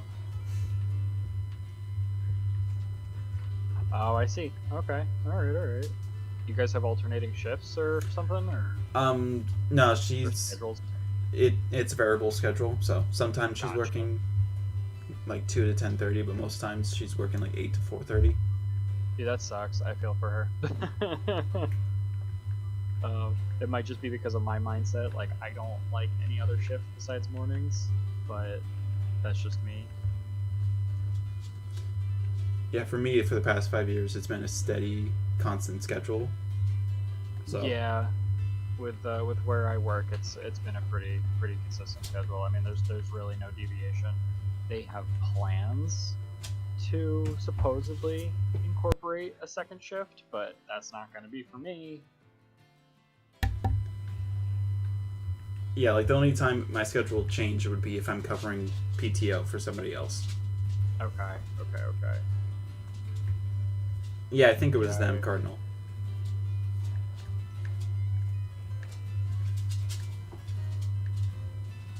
But I also know it's very early in the morning there, so. They probably conked out. Yeah. I mean, they struggle to stay awake through Wayfarer's streams. He doesn't even, well, for us, he doesn't stream that late.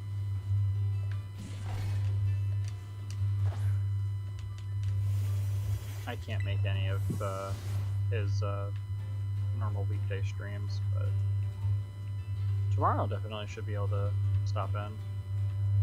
Yeah, I can luckily tune in from work, so.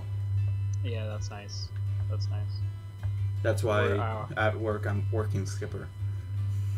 Makes sense. Yeah, that makes sense. Or this is gaming skipper. That makes sense. Hey, my dear, what's up?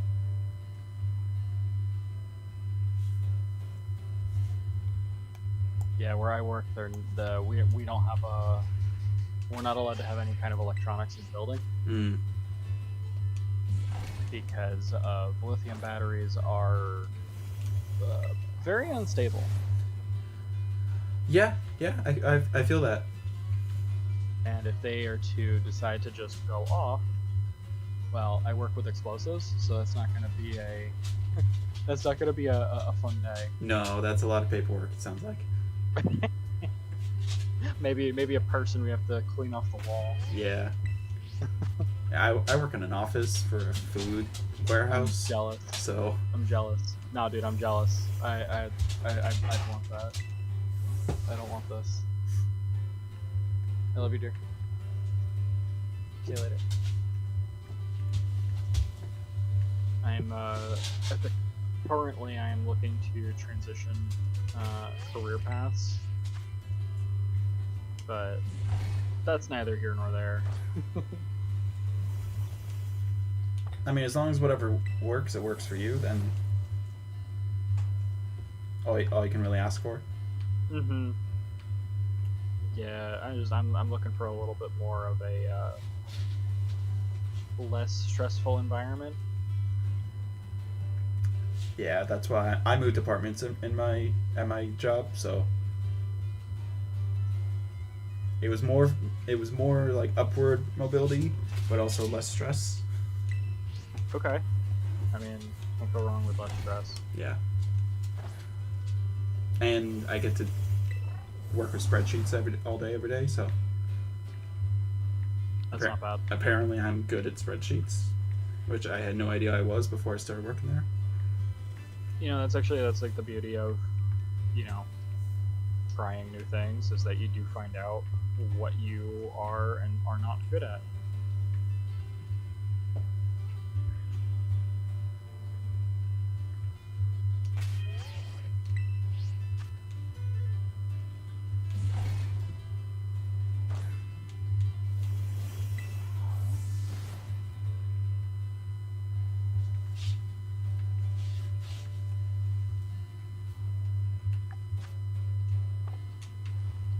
One of these days I'll get a Voltorb. I can't complain. I really can't. Yeah.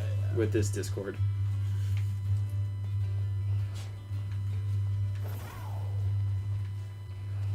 Everybody's glutton for punishments here. I mean, I see that in many different streams. I feel like just shiny hunters in general are acting to be punished. Yeah. I don't think that there's. Oh, that's a Viper got me. I thought it was a Smeargle's paintbrush from where I was. Damn.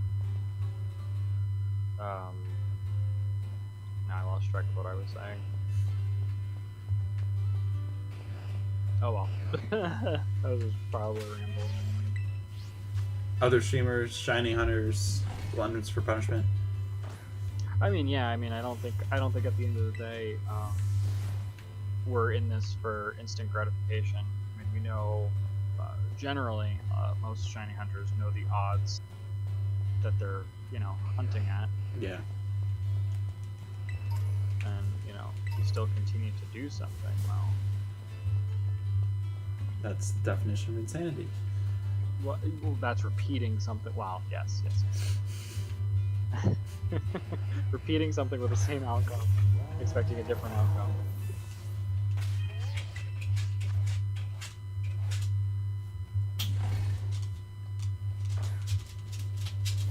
The only difference is that with shiny hunting, there is a different outcome. And you'll get it sooner or later. You will definitely Mostly get it later. sooner. Mostly later.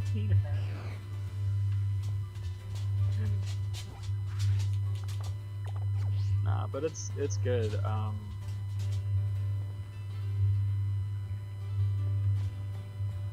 mean, I like to think of it as a really cool way of meeting new friends now. Yeah, right? This is the most active Discord I've ever been in. You're kidding, really? Most active Discord I've been the most active in. Okay, that's fair. That's what I meant to say. Yeah, I have another Discord of where like a lot of my online friends are, but none of them play Pokemon to the extent that I play. So it's just like, if this is the game that I'm playing and they're not playing it, well, they definitely like, they humor me when I post pics of the shiny Pokemon that I get. But they don't get it. They don't get it. I tell them how long it takes me to get something. They're like, why did you do that just for the different colors? And it's just like, because monkey brain be happy. Yeah. I mean, yeah. Get me something to hyperfixate on. I go.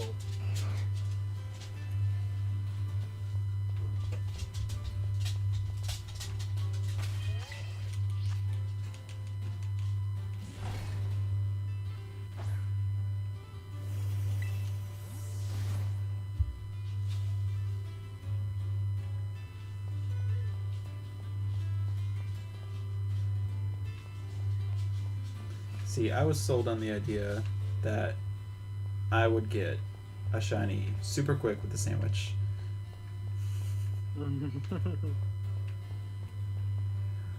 I do like to talk up Scarlet and Violet a lot by saying they basically do just give you the shinies. I mean, they do. It's just when you don't see it instantly, it's kind of like, come on, I gotta work for it. When in actuality, you're not really working for it. Yeah. I mean, you're working for it. It's different. It's different. In regards to that Cardinal, let me double check.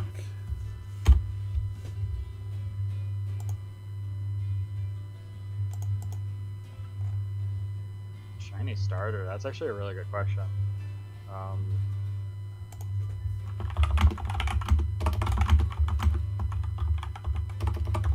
Just like first evolution or all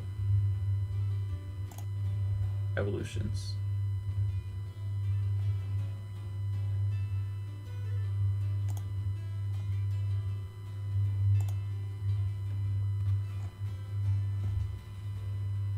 Because if it's out of all evolutions, mine's gonna be Tepig.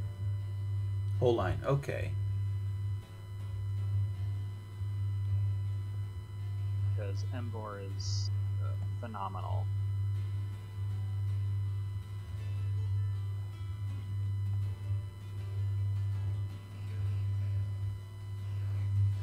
Honestly, Empoleon looks really good to me.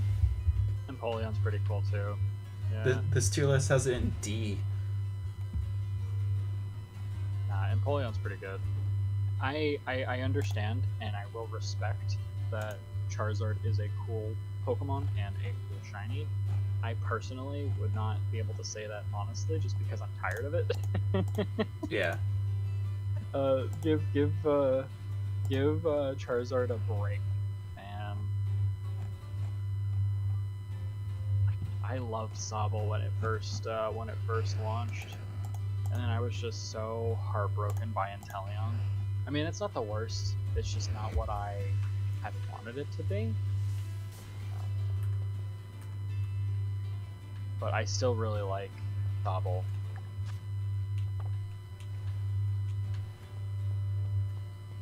They definitely need to give more, like, lizard mons into the game, I think. Because off the top of my head, I can think of, like, you know, full lines included, I can think of maybe 3 lizard Pokemon.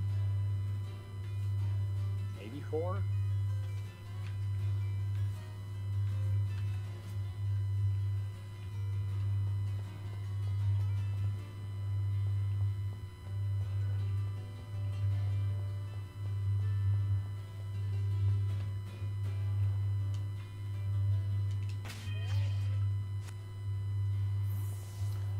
Alright, I'm gonna restart my sandwich, and then I think I'm gonna call it after that sandwich. Yeah, that sounds about right, man.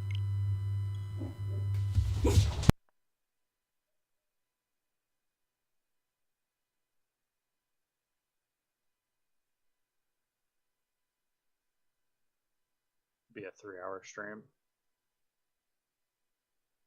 It's a good chunk of time for playing Pokemon. I mean, most of it's going for Gastlys. Well, yeah.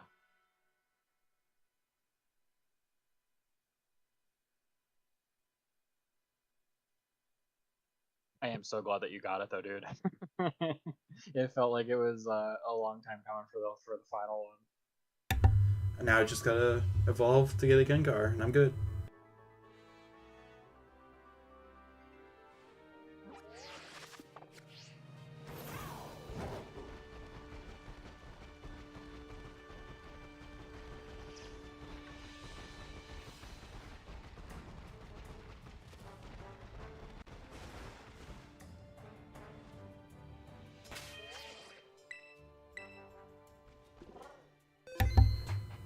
Yeah, that's the reason why I'm gonna stop and I gotta make dinner for when my wife gets home.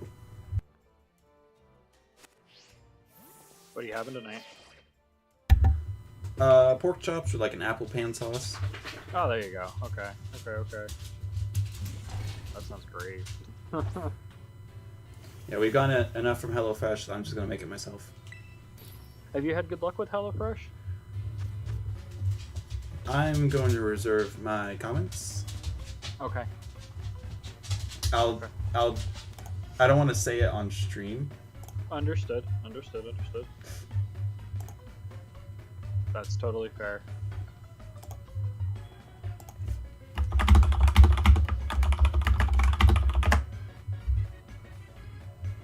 I too am thinking of putting a pizza in the microwave, Cardinal.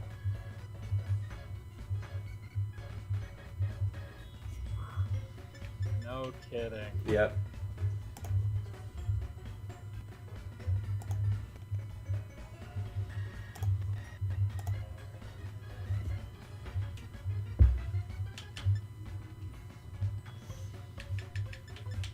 Let's see, what was it? Onion, pepper, and prosciutto.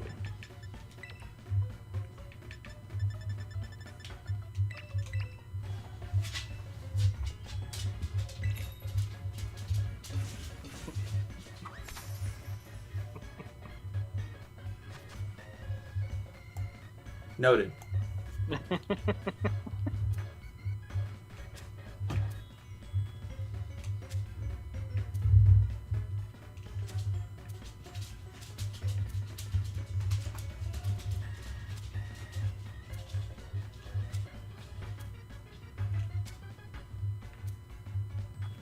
I say jokingly, of course. Oh yeah, of course.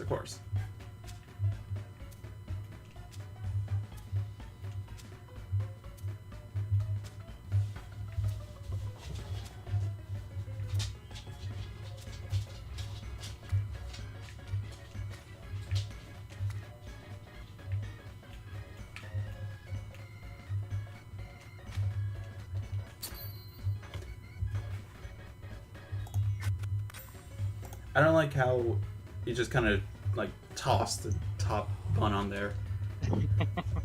Yeah, there's no like emotion with it. You just kind of slam it down there. Gotta be gentle. Gotta be gentle with the sandwich.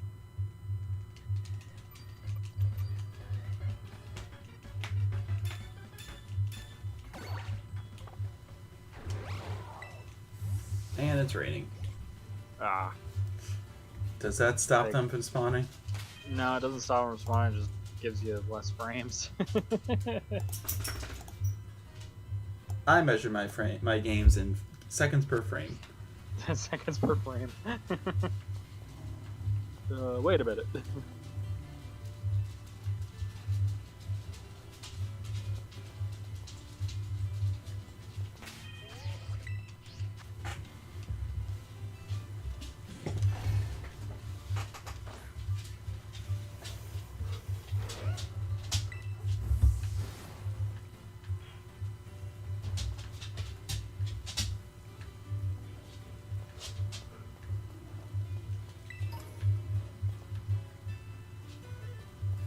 I got 4 more minutes on my sandwich, and I'm probably go back to hunting for Own Edge. And what method are you using for that one? I'm just doing random encounters in X and Y. Gotcha. I got a repel trick going.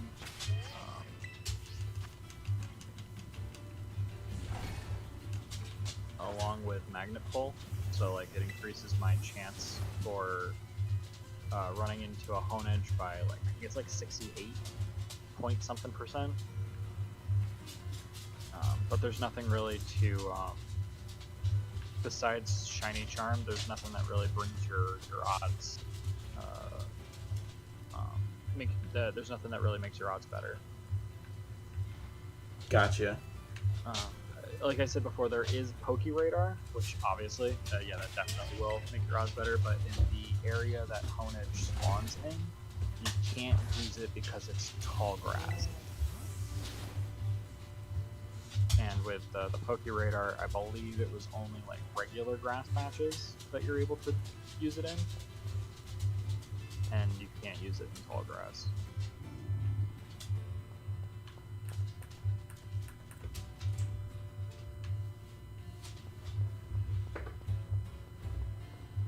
At least it's X and Y where...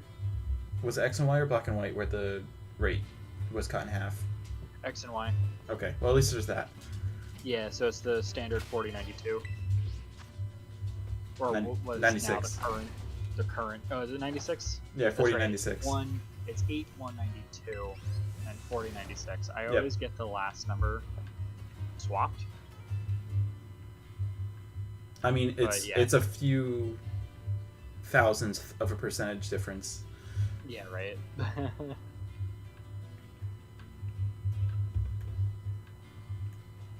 But yeah, so it's the new standard. I imagine they're gonna keep it at 4096. I don't think they're ever gonna go back to 8192. Yeah, at this point, I don't think that they're gonna raise it, and I also don't think they're gonna decrease it. I don't want to say I hope not, because I know some people would love to get Chinese just left and right. But I would say that I hope that they allow people to control their the way that they want to hunt. And what I mean by that is I actually was in a stream. I wasn't in a stream, but I was watching a stream last night where this was talked about. I played a little bit. Like I finished the whole game of Legends Arceus, and that is a good example of games that take away how you can control the odds just by catching like 10 Pokemon increases your chances of getting a shiny. Yeah. And again, it's not that bad. Like it's not that serious.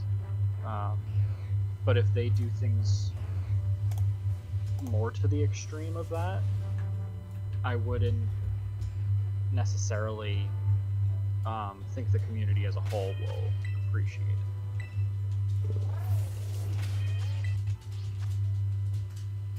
Personally, I like hunting in the games that I hunt for what they have to offer. Like in Emerald, for instance, I always talk about RNG manipulation. I like Emerald for that reason. In all the other games, they have their own differences and whatnot.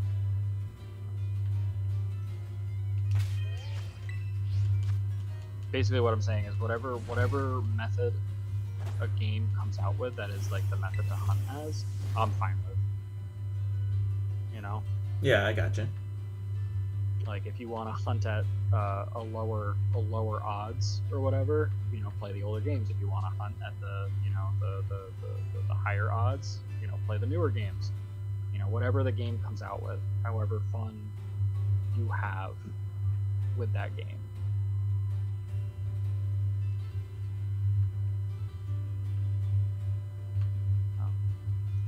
I only say that because I remember back when shiny hunting was still... I mean, it still is kind of, like...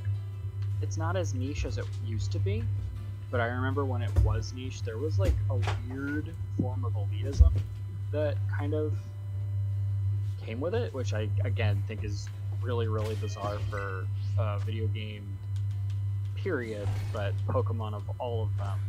Yeah. There was just this weird... Like, if you're not doing it you know, full odds or there's no whatever, you're not doing it right by, you know, so and so standards, which I think it's weird.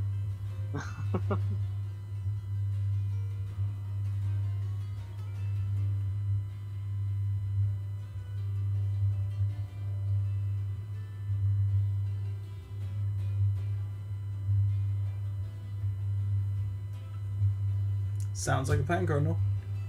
What's X Defiant? I have no idea. I'm just going with it. Oh.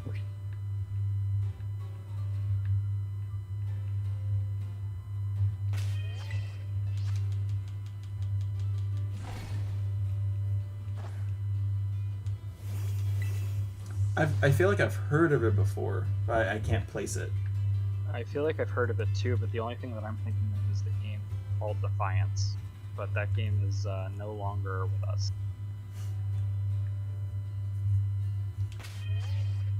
It's in the great arcade cabinet in the sky. Which wouldn't even work.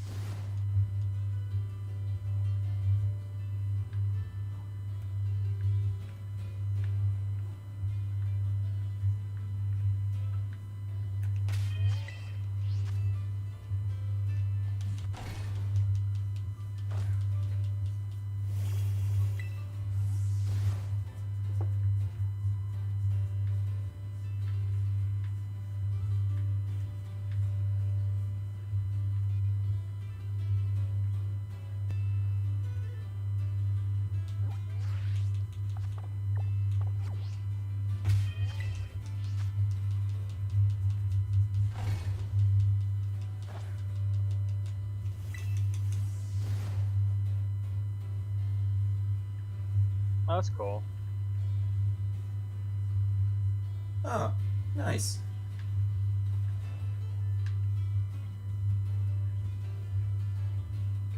I hope you enjoy it.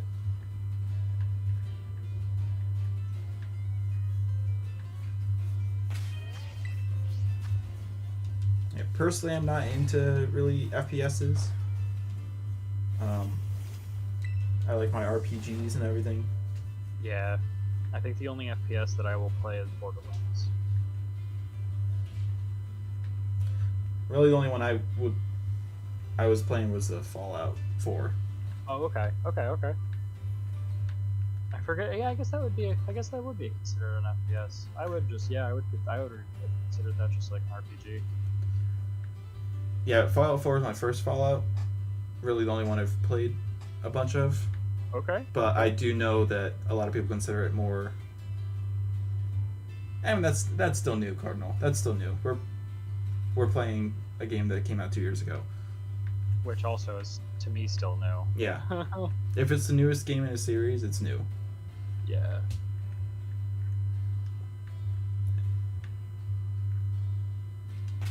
Yeah, no, Fallout definitely also has its, like, lineup of certain, like, you know, fan, what do you want to call it? Like, people will like New Vegas, people will like, you know, Fallout 3, people Yeah. will like Fallout 4. Yeah. There we go. You have your different fan camps all throughout. I like all of them. I've played Fallout 3. I definitely played Fallout 4 the most. That's actually a lie. 76 definitely is probably a lot more now than I played in Fallout 4. I love the setting of the Fallout series. Mm-hmm. It is a game that I will constantly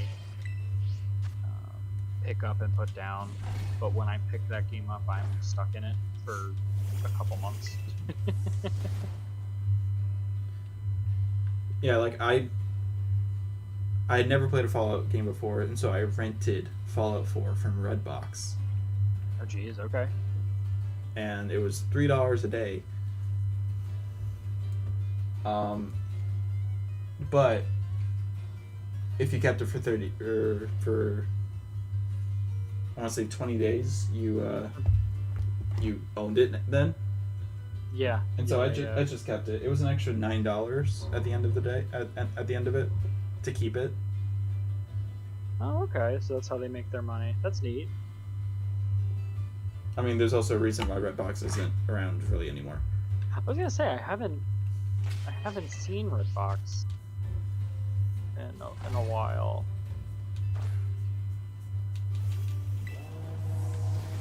So I guess I'm not surprised that it went the way of the dodo. Yeah, like it's still around, but they took them out of Walmart, and that was the end of it. Like it's still outside of like Walgreens and stuff. But it is not very. It's very far and few between. Yeah, they have a streaming service, so. Okay. Yeah, that probably makes more sense.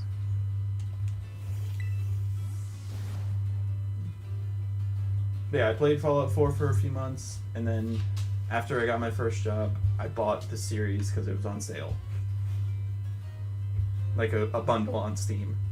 Mm-hmm. And so I own all of them now. I haven't played 76 yet, though. I think the launch kind of soured it for me from ever actually starting it. Yeah, the launch did that for a bunch of people, but it's really good. There's so much to do. So much to explore.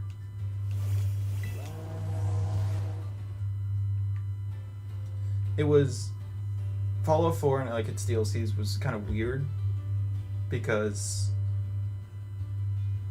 I've been to Bar Harbor before.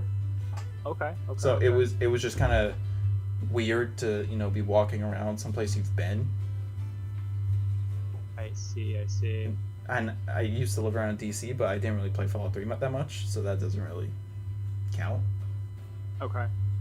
It was just a weird experience.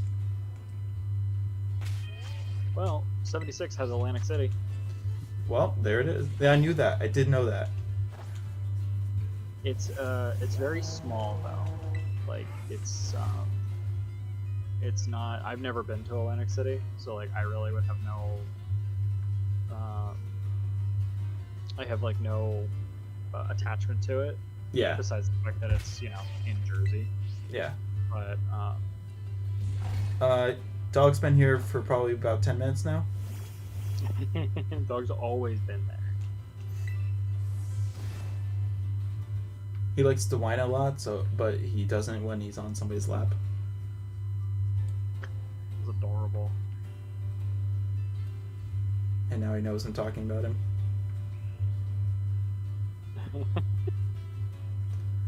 But yeah, Atlantic City's small-ish. Yeah, I mean, I just know of it as a place where you just go to lose money. Yeah. Good restaurants, though.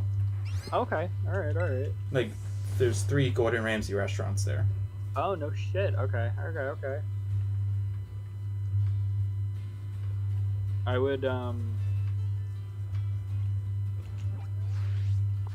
I would like to say that I've always wanted to go to one of his restaurants.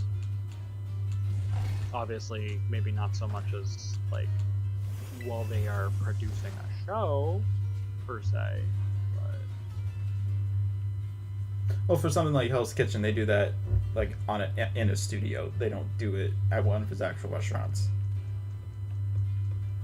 oh really? Even with all the when all the guests were there? I mean, I imagined that it was staged for the most part, but the dine-in guests. Huh, I actually never really gave it much thought until just now. Yeah, most of his restaurants are in like casinos. Okay. So like Caesar's Palace in Atlantic City has 2 of his restaurants. But I do know that when they're like showing or running like Hell's Kitchen, they do watch parties at the Hell's Kitchen in Atlantic City.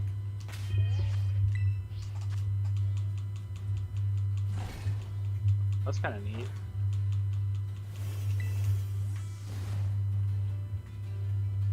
Yeah, whenever there's like a special occasion, we normally go to one of his restaurants for dinner.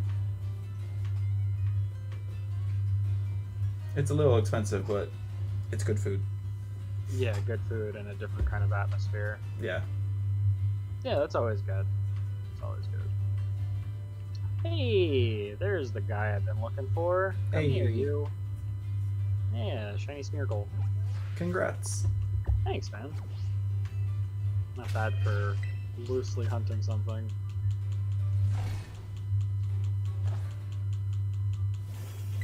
So now it's gonna try to use sketch, but it's gonna fail. So it's not gonna be able to use it.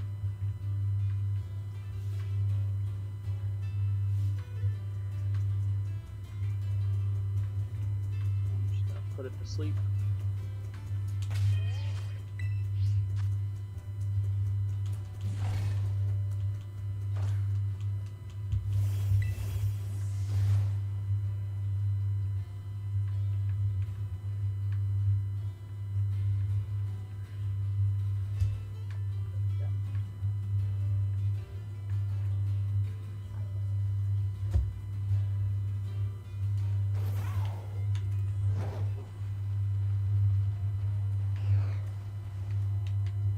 There we go.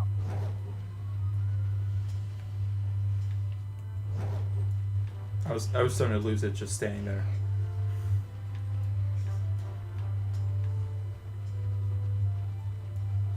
What But do you you got mean? it was just I was starting to get really bored just picnic, unpicnic, picnic, unpicnic. Oh yeah, man. Yeah. I don't know how some people are able to do it for like hours on end. Like they'll picnic, they'll take 2 steps forward, and then they'll picnic again, and it's just like, man, you can move around. But you got yours? You got your Smeagol? Yeah.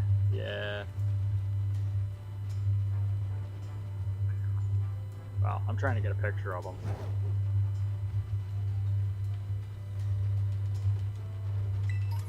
Some people will try and get pictures for the gram, but we get them for the Discord.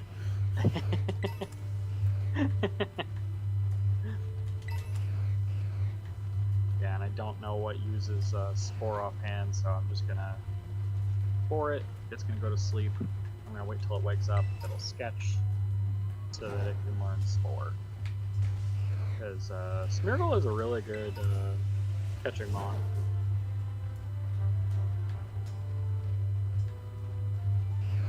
Noted. They're really the only one. What was that? You kind of cut out there. No, I was talking and then was reading Cardinal's message. Oh. Really only the biggest like catching Pokemon I'm aware of is like Lucario and Gallade for the false swipe stuff.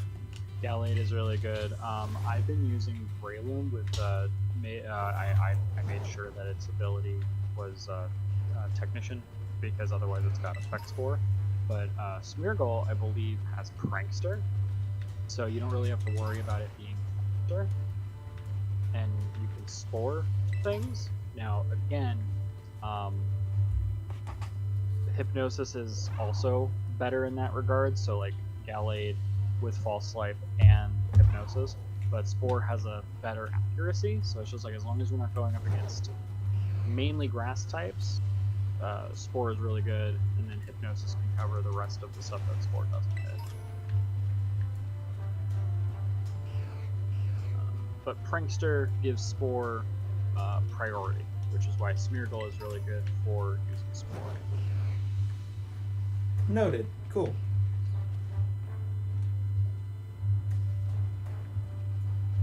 Yeah.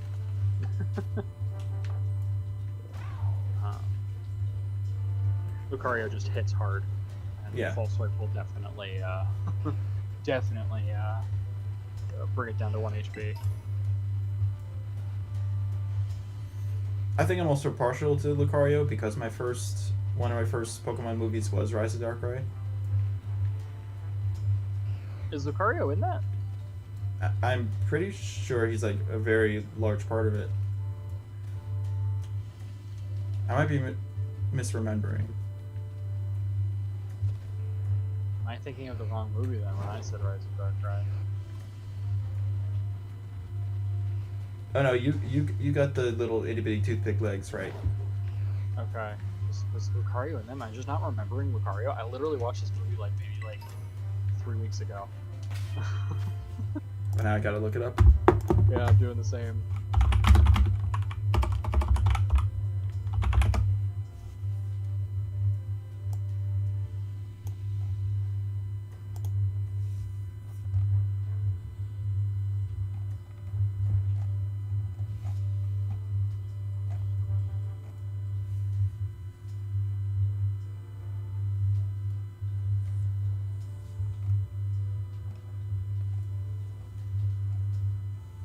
Because I know there's a whole Lucario movie.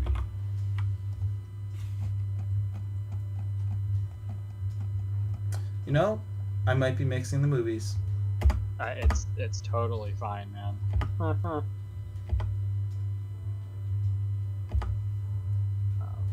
That was it, Lucario and the Mystery of Mew. Oh. That's the other one I've seen. That's the other one I've seen. That's a good one though.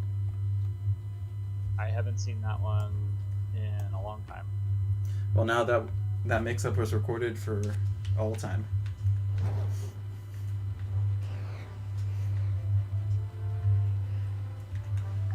Yeah, that's a good one though too.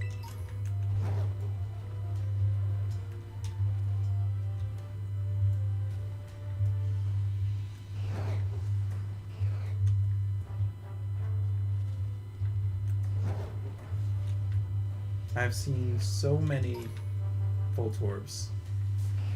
Why can't one of them just be blue? Mm-hmm.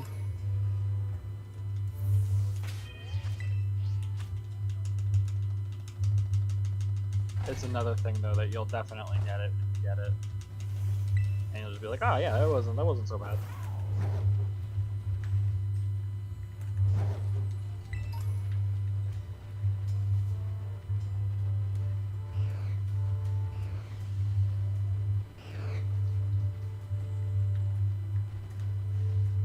It's a good Pokeball for school. There's no like rainbow-ish Pokeball, right? Because I feel like that goes well with the painting stuff. That would, if I have one. See, I have there's a website that gives like a whole list of like suggested Pokeballs.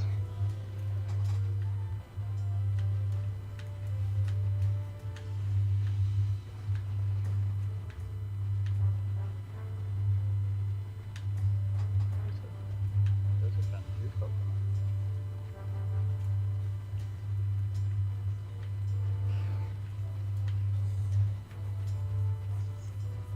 There it is. Okay, I mean, I kind of see that. They're saying luxury ball. Eh. Yeah, I like luxury ball. It's one of my favorite Pokeballs, but it's just like I'm not necessarily thinking Miracle in a luxury ball. That Cardinal, I cannot answer.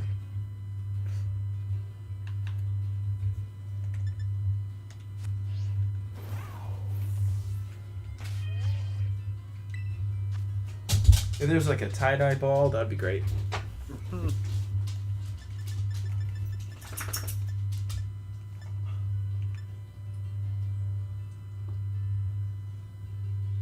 I guess a friend ball, maybe? It is. Because it kind of looks like a artist palette. It does. I only got one of those though.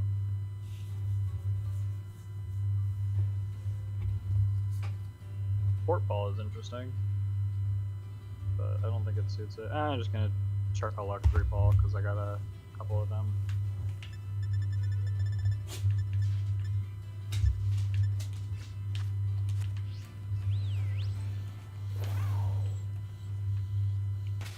And that is kind of like my go-to if I run into a shiny that I'm not like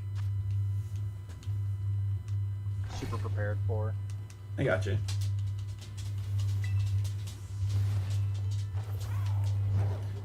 Yeah, personally, I don't really mind like whatever Pokeball the Pokemon is in.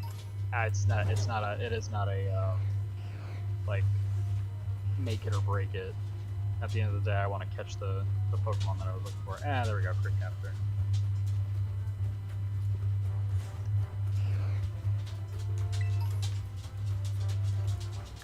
It's like if I can, like if I have the Munching Ball on hand, then it's really nice. Like with the SPQ for Vulpix, I really wanted a Heavy Ball for Ninetales, just because it was like, you know, it matches, and it's a special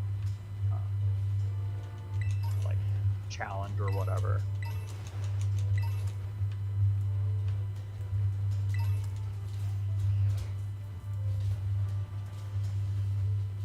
Yeah, I gotcha. For like a SPQ or like a Nuzlocke or something, you want it to kind of make sense. Yeah. What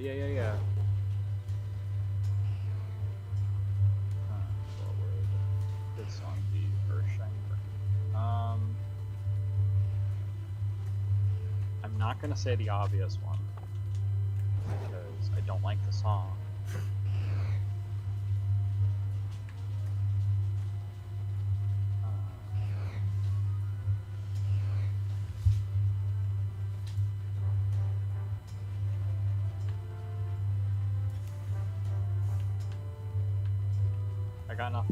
I got nothing for a song title.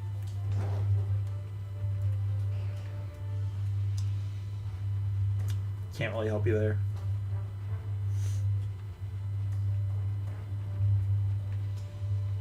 Yeah, I'm drawing a blank on song titles.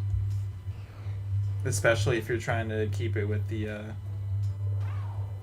rock or metal. Got you. You got nothing there.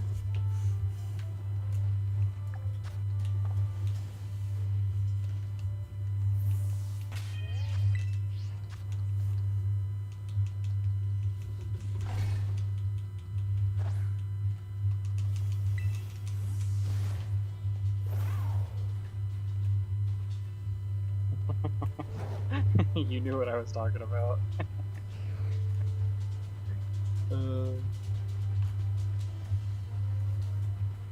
Or at least that was the song I was referring to.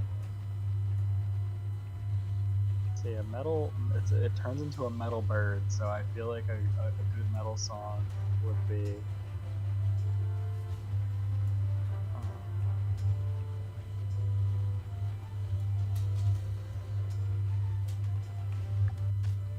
I'm just drawing blanks on song titles, to be honest. I have a whole bunch of metal bands on a playlist, but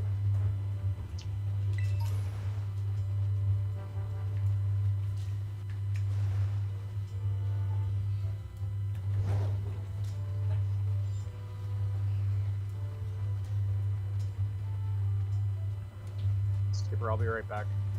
Hey, all good.